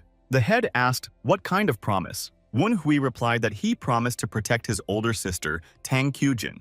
After that, Wunhui added that the head of Tan Hosun knows well who Ms. Namgun contacted. Leaning back in his chair, he telepathically told the boy to continue.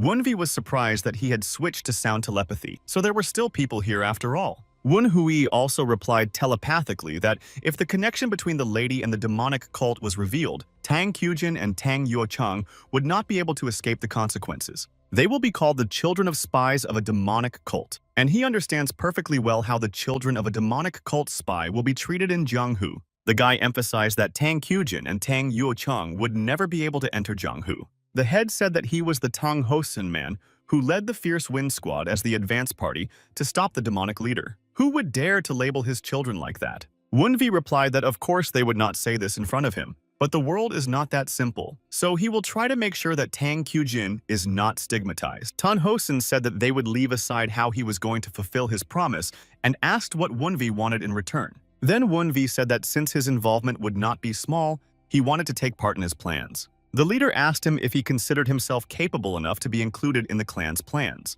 Wunvi replied that he would prove himself capable. Tan Hosun asked how he was going to prove it. Then Wunvi said it was the white bone ghost. The boy told Tan Hosun that he would bring him the head of the demonic leader. He was praying to the Buddha of infinite light when Namgun asked him how he could have failed so badly. She added that he remembered how much she had done for him. She screamed if he knew what her daughter had told her, that he couldn't handle one bastard. The sorcerer stopped her screams and said that his judgment was wrong if things had turned out this way. In a threatening voice, he added that he had also lost a student, so he would not stand on the sidelines. Turning to Ms. Namgun, he told her not to worry. At that moment, Zhang Shi came in and addressed the temple master. When he asked what had happened and why she was making such a fuss, Zhang Shi said it was an emergency. He turned to Ms. Namgun and asked her to sit down and wait for a while. She agreed. Namgun thought that she did not like being humiliated, but the skills of the temple master were worth it. The thought that the master said he would come out himself, which meant that the Saraza would definitely be destroyed, pleased her. But a minute later, she heard the foreman shout. He asked if Jiangshi's farm had been attacked. It was the farm of his students who had been secretly working for him in Sichuan for decades. The sorcerer asked her if she meant to say that Zhu, with similar energy to Gu Diao, had destroyed all the beasts of Jiangsha. Namgun came closer and asked what was wrong with the sorcerer. He was furious and shouted that she was a bitch. In an instant, he reached Namgun and grabbed her throat with his hand. The next moment, he threw her to the ground and screamed that the bitch Namgun had deceived him. He shouted that there was a high-class sorcerer with enough authority to take the parasitic raven he created and evolve it. Does she think he'll believe that he's siding with some freak from a branch of the Tang clan? The sorcerer said that this was absurd. He shouted that Namgun had conspired with this sorcerer to stab him in the back. She answered frightenedly that she did not know what the master of the temple was talking about. Then he shouted that she didn't understand or was pretending, and he emphasized that she did not appreciate their Blackbone Ghost Valley. Namgun thought that the Blackbone Valley was a demonic cult. Is he saying that this place is part of a demonic cult? The sorcerer thought that judging by her reaction, the bitch knew nothing. It seems that the Namgun family used her until she was useless. After releasing her, the temple master said that there had obviously been a misunderstanding, and he could see that she was really not involved. The woman was shocked to find out that she was involved with a demonic cult. Her family had dragged her into it. This means that the Namgun clan is collaborating with a demonic cult. He called her Ms. Namgun again and asked if the Suraza's name was Tan Woon Hui, the same name as that damn bitch. The temple master said she didn't even have to ask. Now he had a reason to tear him and the sorcerer behind him to pieces. Then he asked if he could ask for her help. Namgun said she was wrong, and if she needs to apologize for something, she apologizes. Wunhevi laughed and said that it was unexpected. He asked if she was apologizing. She had to push herself to do it. She didn't want to, but that was her deal. The sorcerer said that they need to get favor from this bastard. The boy must love her. When she asked him why, he said that if she didn't want to, he could make her a jiangshi to make sure she completed the task. She had no choice but to agree. Namgun thought she needed to use manipulation to find a clue. It wouldn't be easy, but she had to. Wunhui noticed that she always acted like she didn't care about anyone. The guy used telepathy and said that he thought she was afraid that the head of the clan would find out that she had gotten involved with a demonic cult. It scared and embarrassed her a lot. She thought, how did that guy find out about it? And he's not just talking about it, he's completely confident. She herself only found out yesterday that this temple belongs to a demonic cult. So how did he know? Tang Wenhui said that Ms. Namgun looks very confused now. Namgun thought that the puppeteer he had been with for the past few months was controlling him, but those eyes did not belong to a person under anyone's control. She doesn't know if his patron is helping him, but the boy has thought of everything himself. But if the Saraza still has only a superficial understanding, it is worth a try. Namgun said she didn't understand what he was talking about. Then Wunvi asked her if she would mind if he told the clan head about it. The guy switched to telepathy again and said that if he involved the righteous wind in the investigation, information about the strange temple she often visited would be revealed. And when they find items from the Namgun clan in their vault, it will probably be very interesting. And who knows what the Namgun clan will say about it then.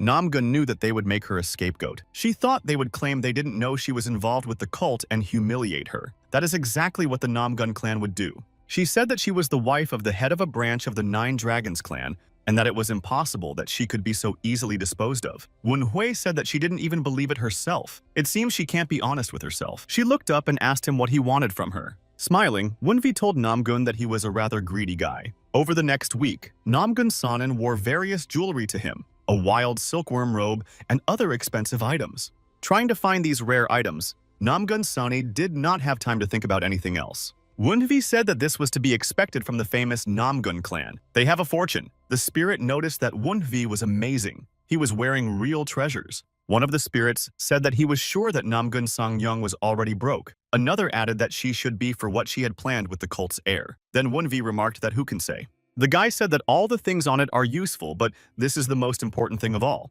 The spirit noticed that a terrible poisonous energy was coming from her. Another asked the young master what it was. Wunvi told them that the pill was made from a mixture of a poisonous herb, fire poison from dogwood fruit, and a type of bacteria in a 1-to-1 ratio. Then the spirit said it looked like an ordinary pill. Another asked him if he was trying to reach the 6th level of mastery in the poison dragon cultivation technique. He answered that he would. He will open his middle dantian and reach the highest degree. Wunhui explained that bacteria are used as a component for miracle drugs. But if they are used incorrectly, the poisonous bacteria can multiply and poison the body. Dogwood fruits and fire poison grass enhance the poisonous effect of these bacteria. This is the best option for someone who has mastered the poison dragon cultivation technique. The spirit replied that it was clear what he was going to do, but he thought the poison was too strong, and he asked if Wunvi was sure that his body could handle it. Wunvi replied that this was why he had it, and reached into his pocket to take something out. The guy took out a box with a small ball in it and said that it was a divine chi purification sphere. It is a miraculous remedy that is supposed to enhance inner energy and was created by the divine doctor of life and death. So at first, he will take it to increase his internal energy. He felt this pure energy spreading throughout his body. It was fulfilling its purpose. Then came the turn of the poison pill. According to the elders, this poison is very difficult to digest. The guy knew that with his current level in the poison dragon technique, it would be very painful. The spirit said that it was enough to look at all this poisonous energy and asked if the young master was okay. Wunvi could feel the poison spreading through his body. He needs to convert the poison into internal energy for the poison dragon technique. He knew he had to concentrate his energy and pull it up into the upper dantian. Gathering his strength, Wunvi concentrated on his task of pulling up the energy. Soon, the boy heaved a sigh of relief and said that he had done it. He had reached the 6th level of mastery in the poison dragon technique. The spirit seemed to be welcoming the young master. He had reached the highest degree in just 2 months of martial arts training. The spirit said that he was improving faster than anyone else. Wunhui thought it was nothing, but he could sense the pure essence in his middle dantian. Peak dragon mastery of the highest degree. Tangong shouted that he heard a loud noise and ran here thinking they were being invaded. But this energy. Then he asked what Wunvi was doing here. The boy said that he had received a miracle cure that Mrs. Namgun had given him. Coming down, Tongon said he didn't know what it was, but he couldn't even imagine how much he had spent on it. The master said that in any case, doesn't he want to test how much stronger he has become? Isn't he interested in testing his strength?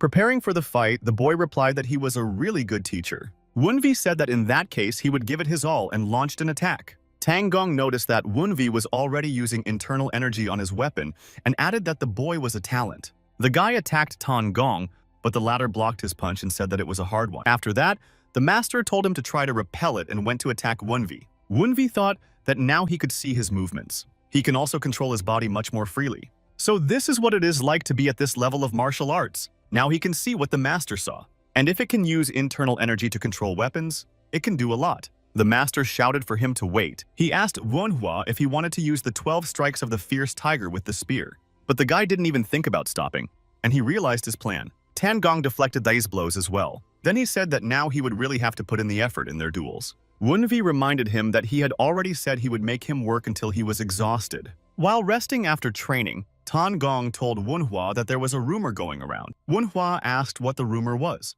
He replied that they said he and Mrs. Namgun had reconciled, and that Wunvi was so touched by her efforts that he even gave up his position as heir. The boy replied that he could do it for the sake of peace in his family. Then Tan Gong asked if he even knew what peace meant. The master said that in his opinion the rumor started because of these gifts she was giving him, but he said for sure that it was all a rumor. Wunvi replied that he could not say that he agreed. Switching to telepathy, he told her that he needed her to behave this way to gain an advantage in the fight against the cursed White Skull Master. Tang Gong asked if he was talking about the White Skull Master. Was he talking about the head of the Blackbone Valley? The guy was surprised to say that he thought Tang Gong had already heard about him from the head of the clan. He asked if the master hadn't participated in the meeting at all. The master said that it made sense then. Wunvi found out that she was related to him. Looking at the thoughtful Tang Gong, the boy thought that he had changed so much when they talked about the demon cult. Looking at the boy, Tang Gong recalled that Wen Hui had said he would fight him. But the mages of the Black Bone Valley take their safety very seriously. The boy asked if he was talking about the demonic magic net. Tang Gong was surprised that he already knew about this. He added that their Jiangshi are getting stronger in this grid. And to be honest, he wasn't sure he could finish off their leader even if he gave it his all.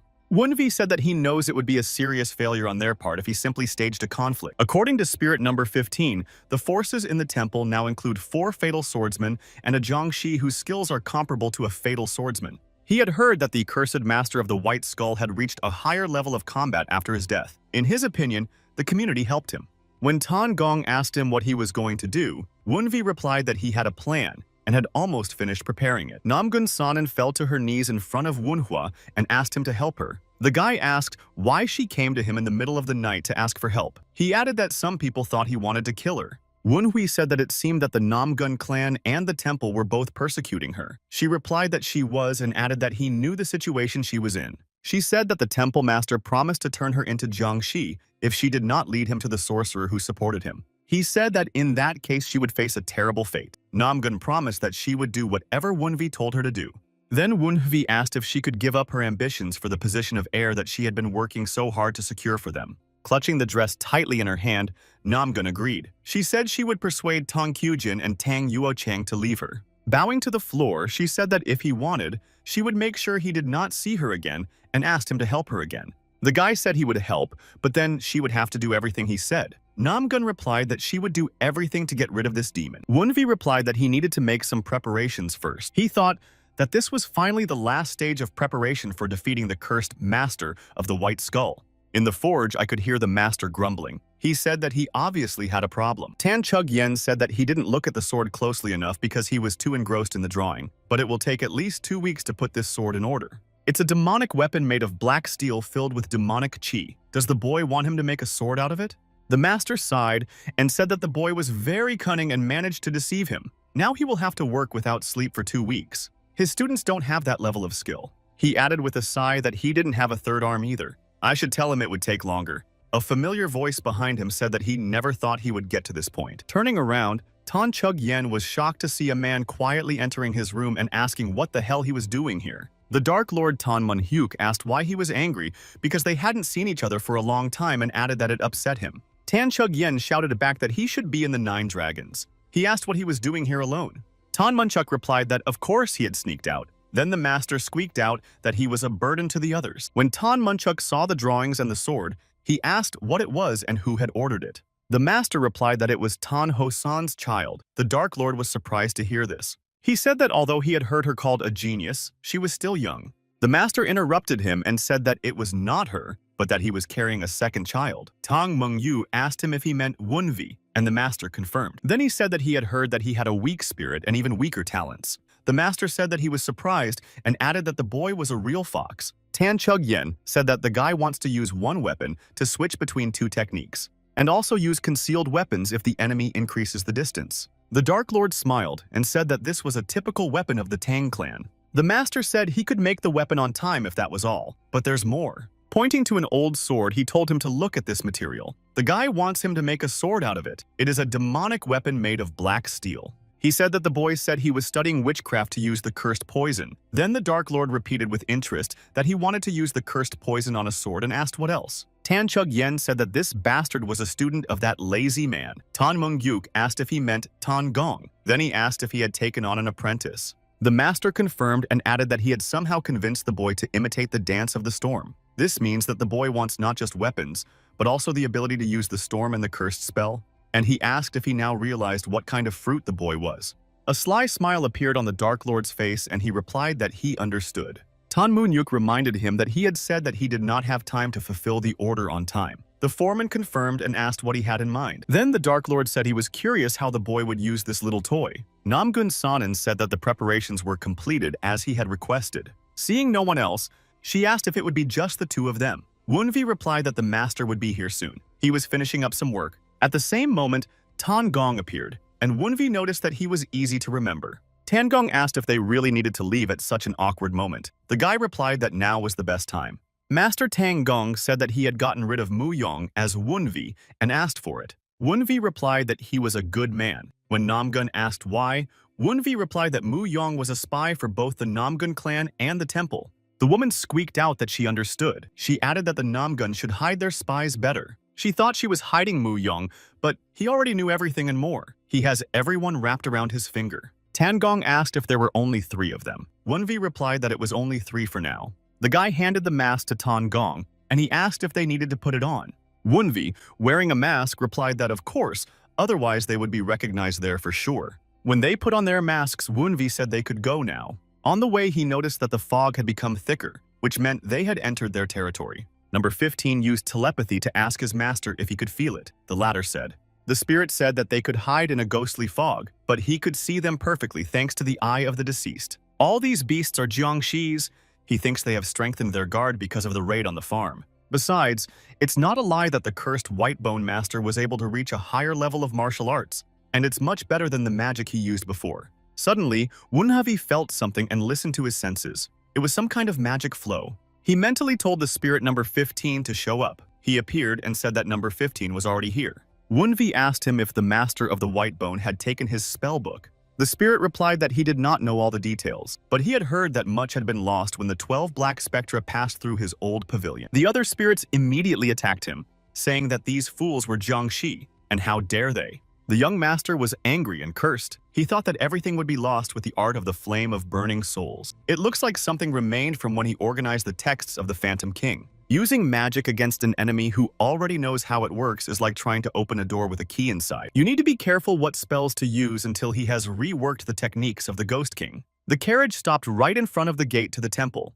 He said they were finally here. They helped Miss Namgun down from the carriage and took some boxes. At the gate, they were met by a girl named Jiangxi. She said that she was a Namgong follower and asked what brought her here this evening. Ms. Namgun said that she had brought the bastard's belongings as the temple master had asked. Jiangxi said that they are now on high alert, so she will move her boxes and her companions can wait here. Using telepathy, Tan Gong asked what they should do. Should they just start fighting? Wunvi told him to wait. Then Namgun said that they did not know whether these objects were imbued with magic. She emphasized that she had heard that mystical power works differently when it touches the dead. She asked if she was sure that everything would be fine if she carried it. With a thoughtful huff, Jiangxi replied that it was okay and invited them in. When they arrived at the entrance to the pavilion, Jiangxi informed her master that the Namgong follower had brought the things he had asked for. He replied that she could come in, and Jiangxi opened the door to the pavilion for them. Upon entering, Namgun said that she welcomed the master. He mumbled that it was about time. The temple master turned his head in her direction and asked if she had brought his things. She said that she could not tell which things were imbued with magic, so she brought most of the things that were in his room. The wizard laughed and said that it was even better. Ms. Namgun nodded to the boys that they could bring and place the boxes. The sorcerer happily remarked that he hadn't even opened the box yet and already felt the mystical power. Opening the box, the sorcerer said that she had done a good job and added that he would find them quickly. When the sorcerer finally opened the box, he huffed in surprise and asked if it was explosives. At the same moment, the men grabbed Ms. Namgun and quickly rushed to the exit. Not realizing what was happening, the sorcerer looked at the box and asked what the hell it was. He didn't notice that the fuse on the other side was already burning out. A second later, there was a powerful explosion. The entire temple flew into the air and went up in flames. They managed to get out of the territory of Kam and were only slightly affected by the blast wave. Tong Gong remarked that this was supposed to neutralize demonic magic. Wunvi replied that this did not mean that the mystical arts were completely destroyed. Then Master Tang Gong asked if he meant to say that the cursed White Bone Master could survive the explosion. The boy said that he was Jiang Shi. Wunvi said that he saw him activate his mystical energy before the explosion, so the sorcerer may have lost a couple of limbs, but he definitely survived. He added that more than that, it also applies to them. He pointed to the Jiashi, who were already on their way. They quickly reached the foot of the hill where Wunwi and Tan Gong were standing. The furious Jiang Shi shouted that, how dare he do this to the sacred land? Wunvi replied that this was very rude and he had only destroyed one house. One of the Jiang Shi told me that one of the boys is a warrior of the fierce wind, Tan Gong. He is considered the second strongest in the 9 dragons. And next to him is Tang Wunhui, the second son of the 9 dragons family. And their presence means that the Tang clan has learned about their plans. They need to find out how far their plan has gone off course, so the goal is to capture them alive at all costs. The Jiangshi rushed to attack the intruders, and suddenly a whip whistle was heard over their heads. After knocking down a few with a whip, Tan Gong shouted that how dare they beasts pretend to be human. The girl Jiangshi thought that even if it was a surprise attack, he had finished off the fatal swordsman with a single blow. In front of them stood a martial artist who had reached the level of the pinnacle. Jumping down, Wunvi said that he was pleased that he was with him and added that they would meet later. The fatal swordsman pointed out that he had gone to the bathroom. The girl Jiangshi ordered him to ignore him. He's not a threat. She ordered that right now they needed to use everything they had to defeat the mustachioed man. Tangong said that if those damn Jiangshi wanted to take him prisoner, they could try. The sorcerer began to crawl out from under the rubble and cursed at how this fool dared to betray them. When he got out, the master of the temple noticed that his recovery had slowed down. He said that the explosion distorted the foundations of his demon magic circle. He needs to quickly decide to recover the demon magic arrow or destroy the evidence and escape. The guy shouted that he had come here for him and that he was going to run away. He added that hospitality is obviously not accepted here. The sorcerer said that he knew the face and shouted that the bastard was from the Tang clan, and this plan seemed to be the work of the head of the family. Wunvi said that they had not seen each other for a long time. He recalled that the last time they met in person was when he was studying mystical arts with him. He was surprised to hear what he was talking about. Wunvi asked if he had forgotten and added that, although they specialized in different things, he had been his teacher for a month. Then the sorcerer repeated in surprise that he had been studying with him for a month. He also knew this style of speech. He exclaimed that this was impossible. The guy said that he did not recognize him after stealing his mystical art, and he emphasized that he was quite upset. The sorcerer asked if they were evil spirits. Was he the heir to the cult of Yon Wenhui? After that, the sorcerer screamed and released his mystical energy in preparation for the battle. Wunvi noticed that he had become stronger. It would have been dangerous if he had not destroyed his demonic magic circle. By slamming his hand into the ground, the sorcerer caused a powerful explosion that buried him. He wondered what it was. It didn't look like the activation of mystical art. What was he up to then? The guy decided to see what was happening with the eyes of a dead man, but he didn't see anyone there, so he rushed there. There was only a crater at the site of the explosion, and the sorcerer had disappeared. Looking around, Wunvi exclaimed that he wondered where the crazy old man had gone. He noticed that the old man was not very good at hiding, and since he doesn't feel the mystical energy, it means that it's not an illusion.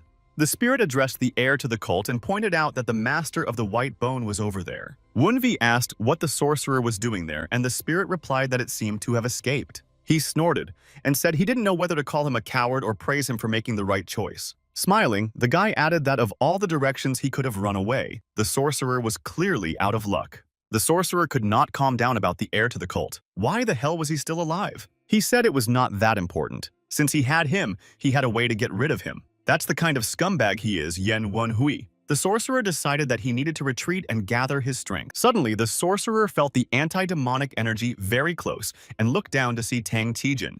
With a few strokes of his sword, Tang Qijin smashed the Jiangshi bird into pieces. Watching the sorcerer fall down, Wunvi said that this was his payback for running away. Wunvi told his surprised sister that he was asking for her. She asked her brother what he was doing here. The guy replied that he had been cleansing occultists with her mother. She asked him what he meant. He began to explain that the Jiangshi she had knocked down from the sky was from a demonic cult. Tan Kyujin said that she came because she heard that her mother was up to something with a master who was hiding here in the mountains. But she didn't think it was a demonic cult. Wunvi thought he understood her confusion, but still, they needed to send her back before the old man pulls another trick and runs away. Wunvi tells his sister that he can do it alone. And to get her to agree, he offered to help Tan Gong. He told her that Tan Gong was protecting her mother by fighting alone against many enemies. She looked at her brother and asked indignantly what the three of them were doing here. The guy replied that it was classified information. Tang Kyujin said that in such a situation she would leave the issue for later and ordered her brother to run away if it became dangerous. The boy promised he would do it, and she said goodbye and went to help Tan Gong. Wunvi said that he thought he had already had a good rest while he was talking to his sister and asked him why he shouldn't get up. He said that he knew that Jiangshi and the demon wheel should not have any problems with recovery. When he could barely stand up in the pit, Wunvi asked if he was trying to lower his guard. The sorcerer said that his cursed mouth was as vile as ever. He pointed out that the boy had died and asked why the hell he had risen again.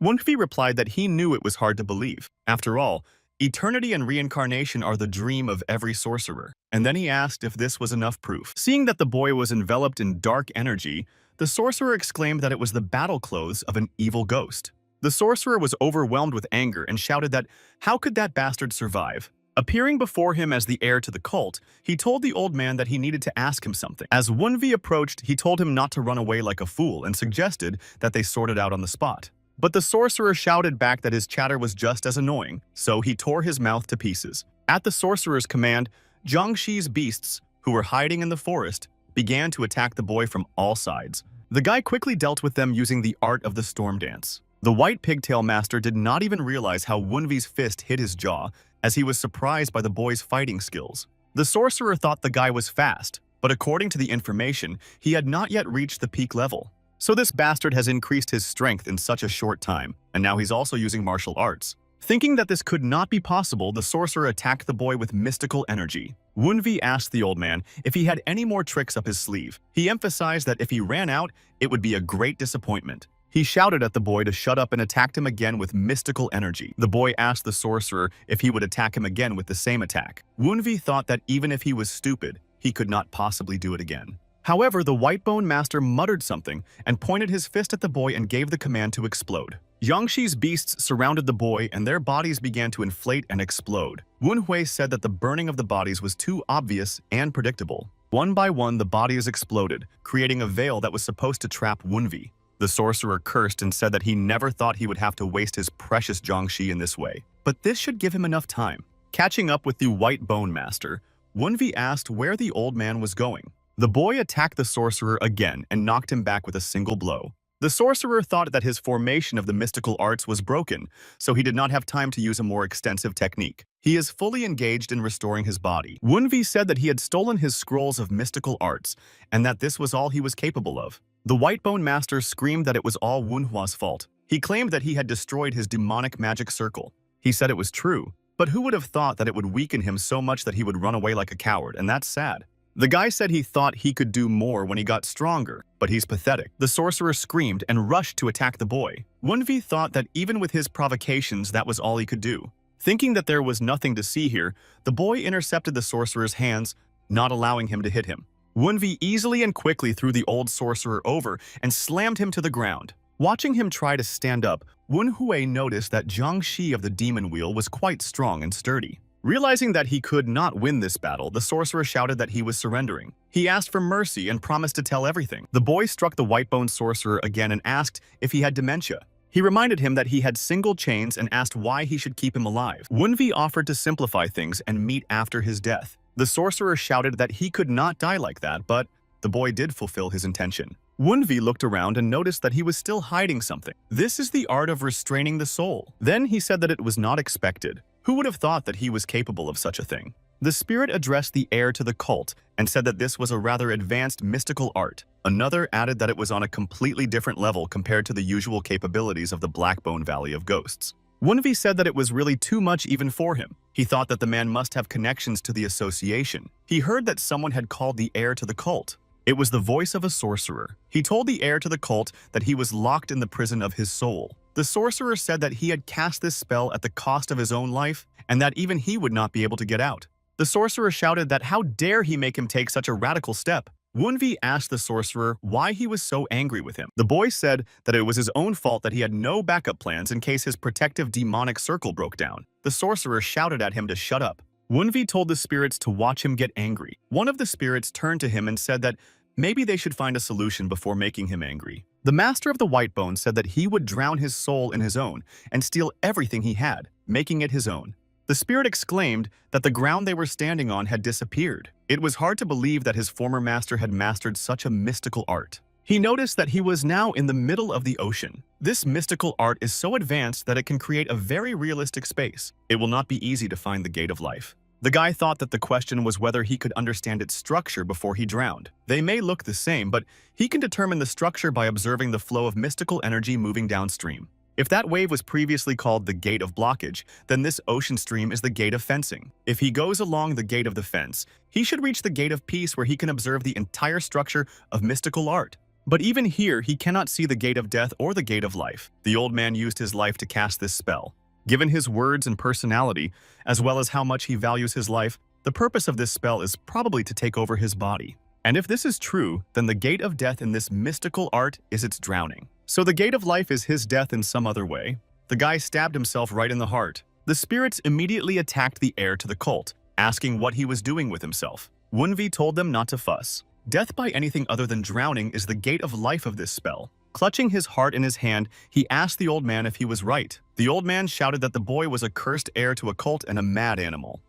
With the help of his whip, Tang Gong scattered the fatal swordsman and Jiangxi, not letting them get close to him.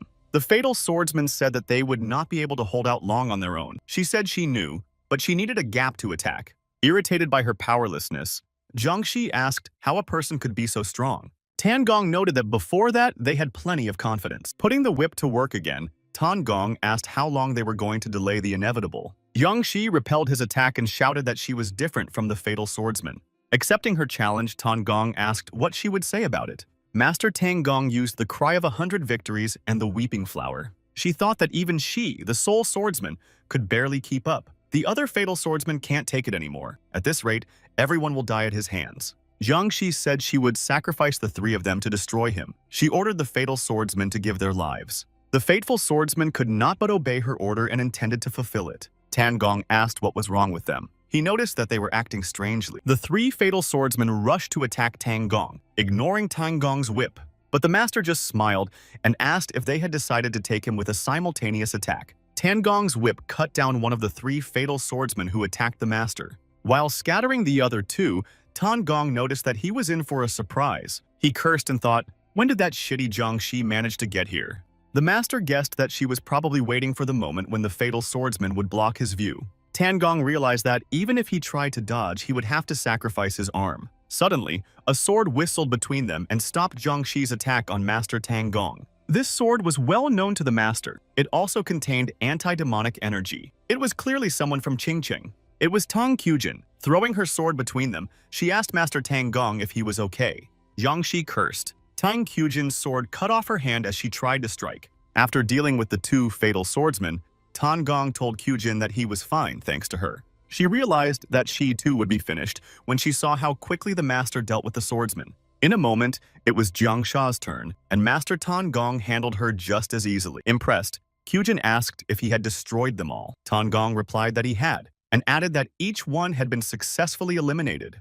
When Tan Gong asked her why she was here, Qujin, not knowing how to say it, changed the subject to something else that was important now. She asked the master if they didn't need to help Manhwa. Tang Gong replied that he had told him to leave as soon as the Jiangxi were destroyed and that he would defeat their leader himself. Noticing her concern, Tan Gong said that Mr. Wunvi looked confident enough that everything would be fine. The sorcerer called the heir to the cult a crazy freak. He asked the boy if he had several lives since he had ripped out his own heart. Wunvi replied that it was the Gate of Life, and if he drowned, the sorcerer would take over his body. Then the sorcerer asked him how he had dared to do such a thing and emphasized that he was a real bastard. But the boy simply clenched his heart where the sorcerer was hiding. A bright light flashed in front of him and everything around him began to change. With a snort, Wunvi noticed that he had changed space again and now he was in the jungle. The sorcerer said that there are many poisonous creatures roaming around and he can't wait to see him in convulsions of pain. Wunvi replied that first it was water and now it was poison, and asked if this was all he could do with such an advanced mystical art. Grabbing the lizard, the boy told the old man to stop behaving so horribly. When Wunvi squeezed the lizard, the sorcerer cursed and began to change space again. The boy realized that now they were in the sky and needed to find the old man again. He guessed that he must have hidden in the sun and immediately sent a shockwave there. The sorcerer was surprised and asked how he had found him so quickly. He began to change space one by one. The boy found him in the desert, among glaciers and volcanoes. Wunvi asked in surprise why they were back to the beginning again. Had the sorcerer run out of ideas? The angry sorcerer asked what tricks he used and how he found the gate of life so easily. The guy replied that maybe it was because he was a genius. And then he told me the name of the spell: catch a soul and throw it into the fantasy world. The guy explained that the essence of the spell is a net of fantasies to restrain the soul. The sorcerer was furious. He asked how the boy had learned the name of his spell. He replied that the old sorcerer had used the same trick many times, so he figured out the structure of the spell thanks to him. After all, the name of a mystical art is not just a title. Unlike martial artists who announce the name of their art in their greetings to make them more famous, sorcerers try to hide the name of the spell. Mystical arts become more effective the less the enemy knows about them. The name of the spell is a brief explanation of the spell's mechanism. The spell whose structure has been analyzed can no longer serve as a prison. The sorcerer shouted that it was impossible. He gave his life for this spell. Everything around him began to collapse, and the sorcerer shouted in anger that he was a cursed heir to a cult. With a sigh of relief, Wunvi said that he was finally back in action, and he noted that thanks to the old man, he had learned a rather interesting spell. The spirit of the old sorcerer clutched his head and howled that he was really dead. Wunvi asked the old man if he was not happy to stay with him even after his death. The spirit of the White Bone Master asked the heir to the cult how he regenerated. He shouted that if he told him, he would tell him everything he knew. The boy grabbed the old sorcerer by the face and slammed his head into the ground. Wunvi noticed that he had obviously misunderstood the man's politeness. He asked what if he dared to bargain with him. The heir of the cult emphasized that he asks questions and the sorcerer answers, and asked if he understood him. Finally accepting the situation, the sorcerer said that he understood the boy. Wunohui said that 6 years ago he died on top of the sealed heavens, and then he asked what happened after that on Tian Shan. He ordered the sorcerer to tell everything without missing a single detail. So, 6 years ago, after he died and took most of the elders with him, the heavenly cult drowned in internal strife. The demon of the fist of the beast mythology, the true demon from the mythology of the negative, the demon of the blade of the North Sea mythology, the fatal demon of the ghost mythology, and the demon of the wind of the void mythology united and rebelled. 5 of the 9 demons teamed up and defeated the group of the ancient demon of heaven mythology that was protecting the cult leader's gallery. They broke into the main castle of the revered demon of the gods mythology in order to capture his mentor. If they had gotten their hands on the teacher after getting rid of him, only the group of the venerable demon would have continued to oppose them. The rest would have had no choice but to follow them to retain power. But a conflict broke out, and if rumors are to be believed, they failed to capture their mentor. Wunvi looked at the spirit of the sorcerer and asked what had happened to his teacher. The sorcerer looked into the boy's eyes and wondered if a person could possess something like that. He thought that this bastard had absurd powers. The guy commands the dead, even though he is alive. He is a ghostly king. Now that he had become a spirit, he felt this uncontrollable sense of terror. The spirit of the White Bone Master thought that if he could not disobey, he had to avoid reincarnation. But he only managed to name the head of the cult, and something began to happen. Wunvi also felt it. He voiced his feelings out loud, saying that something was coming. Some strange matter began to surround the sorcerer. Wunvi noticed that he became nervous when he saw it. The spirits also addressed the heir to the cult and informed him that something was wrong. Some unknown force pushed Wunvi away from the White-Bone sorcerer. The frightened sorcerer begged the heir to the cult to help him. He promised to tell him everything he knew. But the matter turned into something strange and seemed to swallow the spirit of the sorcerer. Stunned by what had happened, Wunvi said with surprise that the soul of the cursed White Bone Master had been absorbed. He wondered what kind of creature it was. The spirits said with concern that perhaps they should stay away from it because it looked dangerous. While looking at it, Manhwa thought that this creature was called to keep the secrets of the association. In an instant, the creature turned back into a dark substance and began to shrink. Very soon it turned into a small black blob on the ground. Wunvi said it did escape. It came out of nowhere just to eat the soul of the White Bone Master? Number 15 said that he had heard about this before from the White Bone Master, and I think it's called desire. The spirit said that it was not exactly a monster, but rather a phenomenon. It is an anomaly covered with secrets. It gives great power to those who make a contract with it, but if you don't handle it properly, it can consume your soul. The boy noticed that the contract with desire took precedence over his abilities as a ghost king. This substance dared to drag in the soul he had bound with the power of the ghost king. That doesn't make any sense. He said he needed to learn so much, and he lost such a significant source of information like that. Wunvi sighed and thought that it was not over yet. He could still feel the presence of the remnants of the White Bone Master's ego. Wunvi decided that he would acquire his knowledge even if it was piecemeal. The memories that arose in the mind of the White Bone Master as he was consumed by desire. This thought had to remain the most vivid. In his opinion, it will probably be connected to the association and the time when he signed the agreement with Zhajanya. This is the gallery of the head of the heavenly cult, the elders of the Black Bone and White Bone Ghost Valley. So it looks like he's found what he's looking for. He felt that even in his memories there was such a strong pressure. So that bastard is from the same association, a divergent, but you can't see his face at all. This is the memory of the master of the White Bone, and he will not be able to see what he did not see. However, one detail stuck in his mind. It was his eyes with inverted yin and yang.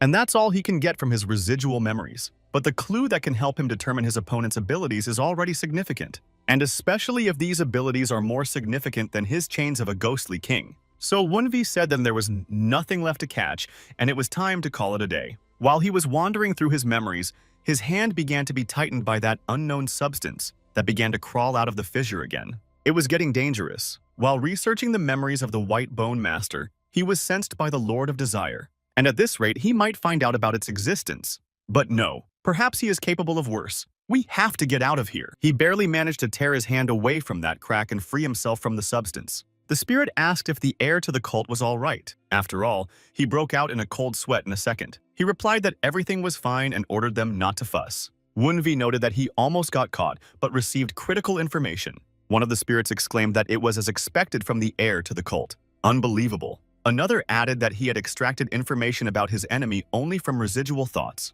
The guy thought that no matter how hard they tried to cover their tracks, he would dig them all up. Let the association just wait. Tan Hosen was looking through papers in his office. He stared at the text for a long time and sighed. The man said that this clan leader must be worried about Wunvi. Tan Hosen looked up and asked if he was talking about him.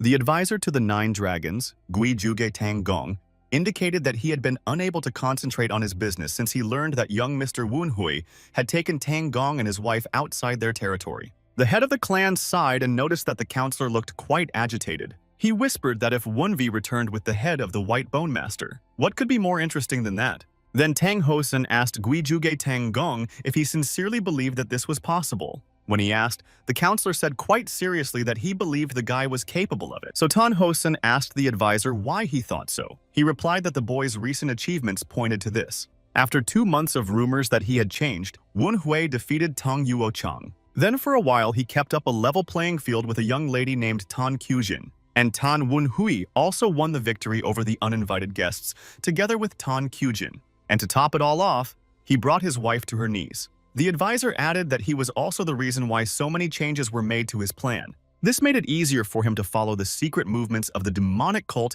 and the Namgong family. However, this was all he could calculate. Tan Hosen said that this was until Wunhui said he was going to attack the White Bone Master. The counselor replied that he was. He asked him if he knew how much his head hurt when he heard about it. The head asked why he didn't stop him then.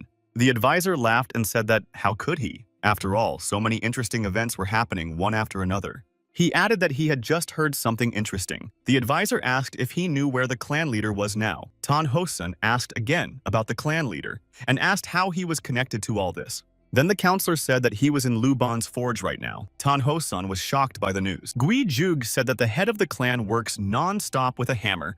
Together with old Chug Yen, they are making a special weapon at the request of a friend.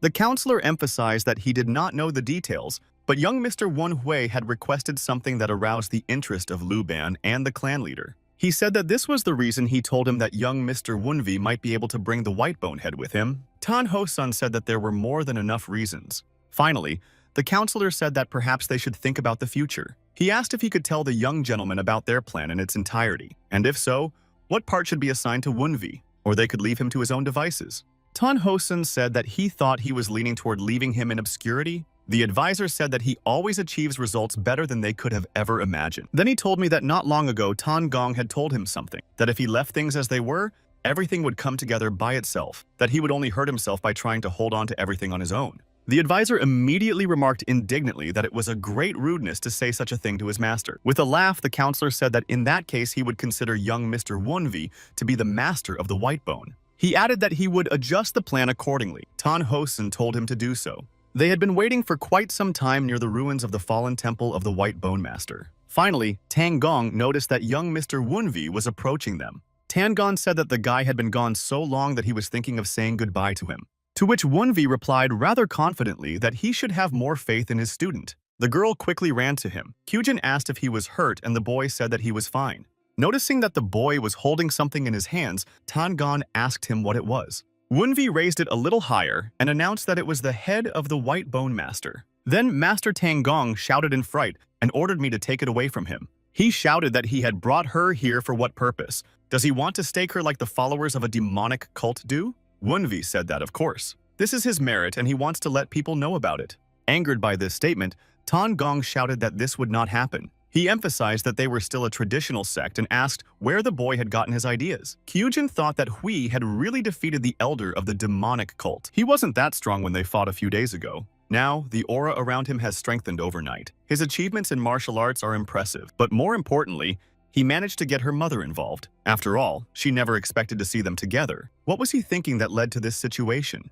The voice in her head giggled. He remarked that he and Wunvi were from the same field. She asked if Hui had a spectral trace. The voice replied that he wasn't talking about a spectral footprint. His talent is not that impressive. Kyujin asked what he meant by that. And what does it mean that his talent is not impressive? He's already capable of so much. He replied that this was what made him better. He said he was a demon. Or he would rather call him a demon king. After all, he devours everything that stands in his way. But he is just a man. How can a person look like him? It's so strange. It's so strange. He advised her not to cross his path. And he wants her to be the one who eats, not the one who is eaten. Mentally, she said that she would never have thought that the spectral trace would react like that. The demonic cult was back in action, and Hui will become known in Sichuan as the one who destroyed their stronghold. His accomplishments do not compare to hers, which she achieved only with her limited talent. It is extremely likely that he will become the heir to the family. What will her mother do then? Tang Gong noticed that Wunvi had first blown up everything and then asked what he was looking for here. He replied that he had gotten a clue from the White Bone Master.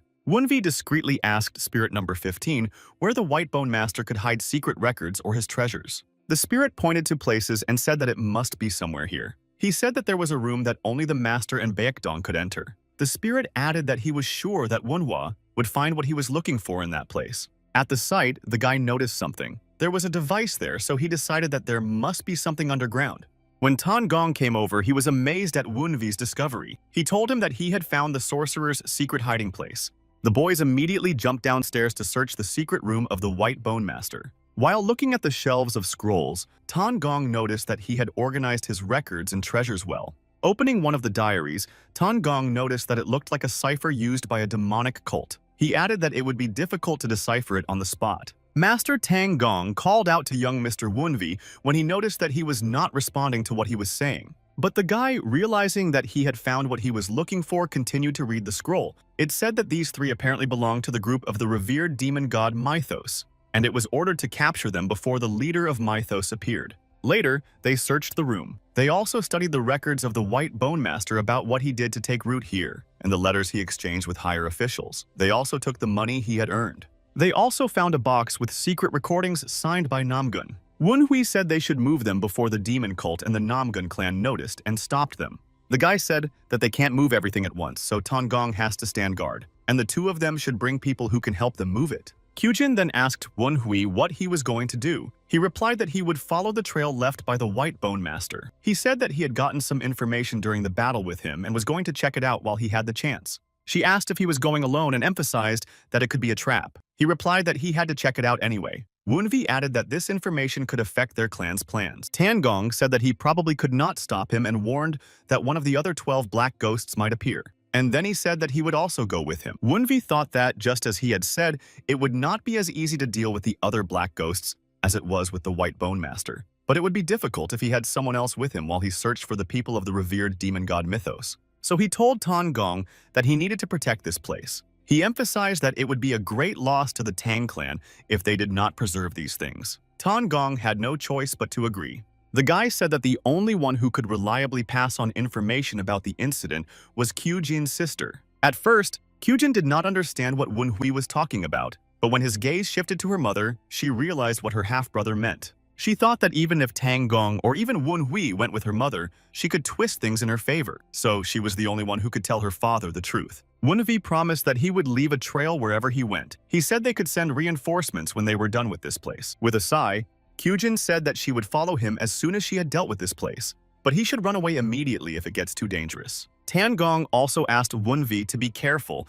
and promised that he would protect the storage facility at all costs. The guy said that they were too worried about him and told him that he was leaving. Immediately, he took off running. The spirit turned to the heir to the cult and noticed that even from the point of view of the spirits, no one had ever trusted him as much as they did. He also sees the sincerity in their concern for him. He added that if they belonged to the same faction, he would be happy to share a cup of tea with them. Smiling, Wunhui agreed with him and said that they were really good people. If these two were not in this unfriendly family of the 9 dragons of the Tang clan, his identity as Tang Wunhui would hardly have meant more to him than his physical body. And now, he has people he wants to save. But this rescue mission is not the responsibility of Tan Wunhui of the 9 dragons, but of the heir to the cult of Yan Wunhui. When he got to Sichuan's Daocheng County, he was surprised by the large number of people there. One of the spirits said that apparently the county of the 9 dragons had already been occupied because of the arrival of the Dark Lord. So people ran to the nearest county. Wunhui said that it would take some time to find them. He told the spirits to split up and start searching for the mythos survivors and their pursuers from the Black Valley. They must find every trace they could have left. He thought that since there were so many people here,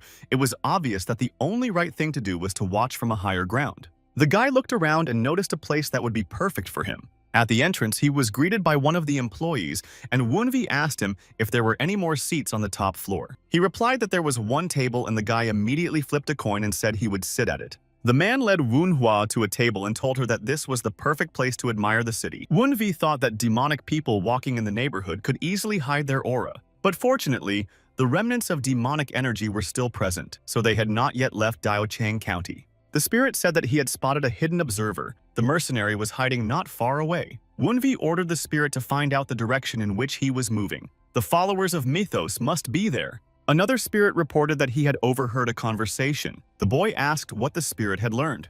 He replied that it seems those people know that they are being pursued, but because they skillfully covered their tracks, it was not easy for the pursuers to find them. Then Wunhui asked how many of them there were, and the spirit said that there were 3. While pouring tea, Wunhui asked if he knew the number of persecutors. Duke said that at the moment he had counted only 9. The spirit added that he was not sure yet, but apparently one of them was a demon man from the 9 demon myths. Wunhui said that the mythos that would accompany the people from the Blackbone Ghost Valley is probably the North Sea mythos of the Blade Demon. The mythos of the North Sea Demon Blade is located in the north among glaciers and snowy plains. They were once known as the Ice Castle of the North Sea, but after the castle fell, the remnants of its followers joined the celestial cult. The cold they possess is so strong that it freezes the ground they walk on. Due to this, they became one of the 9 mythos within a short time after joining the celestial cult. A precious treasure of the North Sea. Mythos, the essence of ice, contains an immense amount of yin energy, and it is a necessary ingredient for the creation of unsurpassed jiangxi by the masters of the Blackbone Valley. Because of this, the Blackbone Valley swore allegiance to the demon blade of the North Sea mythos and serve as their hunting dogs. This means that the people behind the attempted assassination of the Dark Lord must obey the demon blade of the North Sea mythos. Wunhui asked the spirit how strong the man from the North Sea mythos was. He replied that they hid their aura, so he could not say. He knew that the one who could hide his aura perfectly was a master who had reached the highest stage, so it would be more difficult than he expected. He ordered the spirit to locate their followers more clearly. He was getting nervous. The sun was already setting. It was taking longer than he had planned to find followers. Wunhui heard a worker say that he had no more seats. The man apologized and explained that as they could see it was very crowded today. The man was indignant and asked how he dared to make such an excuse. Paying attention to those who were making noise, he noticed that 3 of them were about his age and wore decent clothes, obviously children from prestigious families. It was hard to tell about the boy, but the girls gave off a serious aura that they would become known as his sister. Without hiding his arrogance, The man asked if he knew him as Hayuk Woogie of the Golden Sword sect. He shouted at him to let him in, and he would politely ask one of the guests to leave. Wunvi had heard about the Golden Sword sect while in the cult. This new sect was founded about 30 years ago. It gained money and power after establishing trade relations with the West. One of the girls turned to Mr. Woogie and said that it was no big deal. She said that it was a pity that they would not be able to taste Dao Chang tea, but since there were no seats, there was nothing to be done. Suddenly, Woogie noticed him. He shouted out that it was Tang Wun Hui of the 9 Dragons. He immediately ran up to him asking how he was doing. The guy mentally cursed, so he knew Wunvi, and this complicates things. The man told Wunhua that there were no seats available and asked if he would mind if they sat down with him. The boy thought that judging by the attitude they were not friends, but it was clear that Than Wunvi did not have any friends. Normally, the guy would have just beaten him up, but he doesn't have time to think about it, and he will leave anyway as soon as the spirits bring information about the whereabouts of the followers. So Wunvi just said that it's up to them. Woogie immediately called the young ladies Sima and Yu and told them that there were seats available. He thanked Wunhua for letting them sit down, and noting the amazing tea aroma, he asked for the menu. At that time, the spirit had already returned to Wunhua. The spirit told the heir to the cult that they had found followers, just as the 3 of them had said. But suddenly a new noise in a local tea house caught his attention. The worker tried to stop the man and emphasized that this was not allowed. He ordered him to get out of the way. The man said he had business here, so no one should move. Several other people, apparently from his company, brazenly entered the tea shop with him. Frightened by their appearance, Woogie asked anxiously and quietly what was going on. The spirit told Wunhua that their aura and identical weapons indicate that they are probably swordsmen from the Lion sect. One can make an assumption about the Lion sect from its name. They are known for their sharpness and aggressiveness. A man stopped by them and asked if she was Sima Sunyi from Chunga's house. Then the spirit told me that he had heard that the Emperor of the Blade of the Clear Sky had a daughter at a later age. And this lady could be that daughter. The Clear Sky Blade Emperor is one of the 10 strongest martial artists, just like his mentor and Dark Lord. The leader of the Lion sect challenged the Clear Sky Blade Emperor a year ago, and the spirit heard that the fight ended in 10 blows. Based on this, Wunvi assumed that they wanted to take revenge on the Emperor through his daughter. The girl asked what if they did. He greeted me and introduced himself as Baek Doyan from the Lion sect. And as a representative of the Lion sect, he challenges Sima Sunyi to a fight. Everyone in the tea room froze. After all, this is the Red Lion Blade, so fierce that battles with it always end in blood. No one would have thought that the second most senior disciple of the Lion sect would show up here. Another girl asked him if he didn't think it was too rude to just call out a person for no reason. He squeaked out that judging by the fact that she was with Ms. Sima, it was obvious that she was a younger disciple of the leader of the Ime sect, Ms. Pure Moon, Ms. Yu Suming. Wun Hui thought that the other girl was a young martial arts master of the Ime sect. Baek Doyan said that this conflict is between the Lion sect and the Chungha house, and in his opinion, it would be unfair for the Ime sect to interfere. And then he added that if Ms. Sima is not able to win on her own, then in his opinion it would not be so bad if she attacked him. But Sima told him that she agreed and accepted his stupid challenge. Yu Suming wanted to stop Sima, but she told her not to worry about her. The girl emphasized that if she continues to avoid such things, she will not be able to call herself a descendant of the Clear Sky Blade Emperor. Laughing, Baek Doyan remarked that this was bold, as expected from a relative of Emperor Blade. He then suggested that they move to a more suitable place for this. Baek said that the backyard of this tea house was wide enough and would be perfect for them to swing their swords. The spirit said it looked like it was over. The followers ran into the alleys, and the rest of the spirits split up to follow them. Wunvi replied that it looked like they had wasted their time. Rising up, the boy ordered the spirit to lead him to the one who needed help the most. He was stopped by one of the people of the Lion sect and told that he was sorry, but until the duel was over, they had to stay in their places. At the same time, Baek Duyong announced that all guests of the restaurant had to witness their duel, and pointing his finger at Wunhua, he emphasized that he was especially the one who apparently accompanied Ms. Sima. Pushing away the man who stopped him, Wunvi told him to get out of his way. He pulled out a sword and put it to Wunhua's neck, saying that he probably did not hear him, and then advised him to sit down. But Wunvi struck the man in an instant and threw him away from him. A disgruntled grimace appeared on Baek Dojan's face. The boy's actions made him angry. The girls were also surprised and at the same time embarrassed by what had happened. The guy's aura broke out. He shouted that he had already told him to get out of the way. With a sly smile, Wunvi asked why he couldn't just listen to him. With a sigh, I said it at these fools. They decided to pick on the heir just when he was getting on with it. The members of the sect immediately drew their swords and shouted that he dared to touch a member of the Lion Blade sect. Two members of the lion sect went with swords to attack the impudent boy. Manhwa did not have a sword, but he gathered his strength into a fist and struck back. While attacking, he shouted that the guy would pay for going against the lion sect. But his sword met Manhwa's fist and unexpectedly shattered into pieces. And the next blow came to the back of his head, which Manhwa kicked. The attacker howled in pain.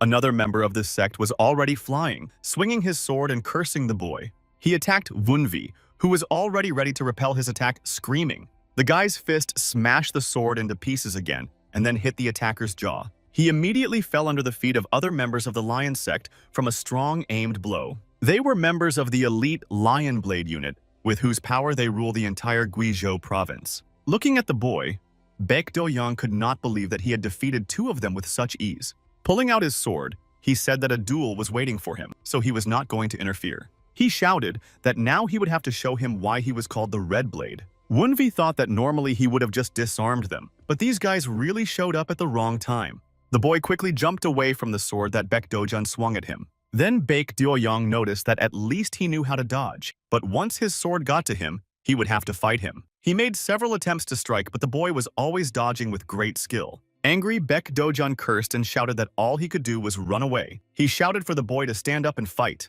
Stopping in front of Baek Do-young, Manhwa calmly said that he was tired of it. Taking advantage of the moment that the guy was standing still, he swung his sword to strike. Catching the sword on the fly, Manhwa said that it had hit him and asked what he would do next. Looking at how his giant sword was stopped by the guy with his bare hands, Baek Do-young muttered that it simply could not be. Without waiting for a response or further actions, Manhwa immediately prepared to strike back. Not to waste any time, Manhwa delivered a powerful right punch from the bottom to the jaw of his opponent.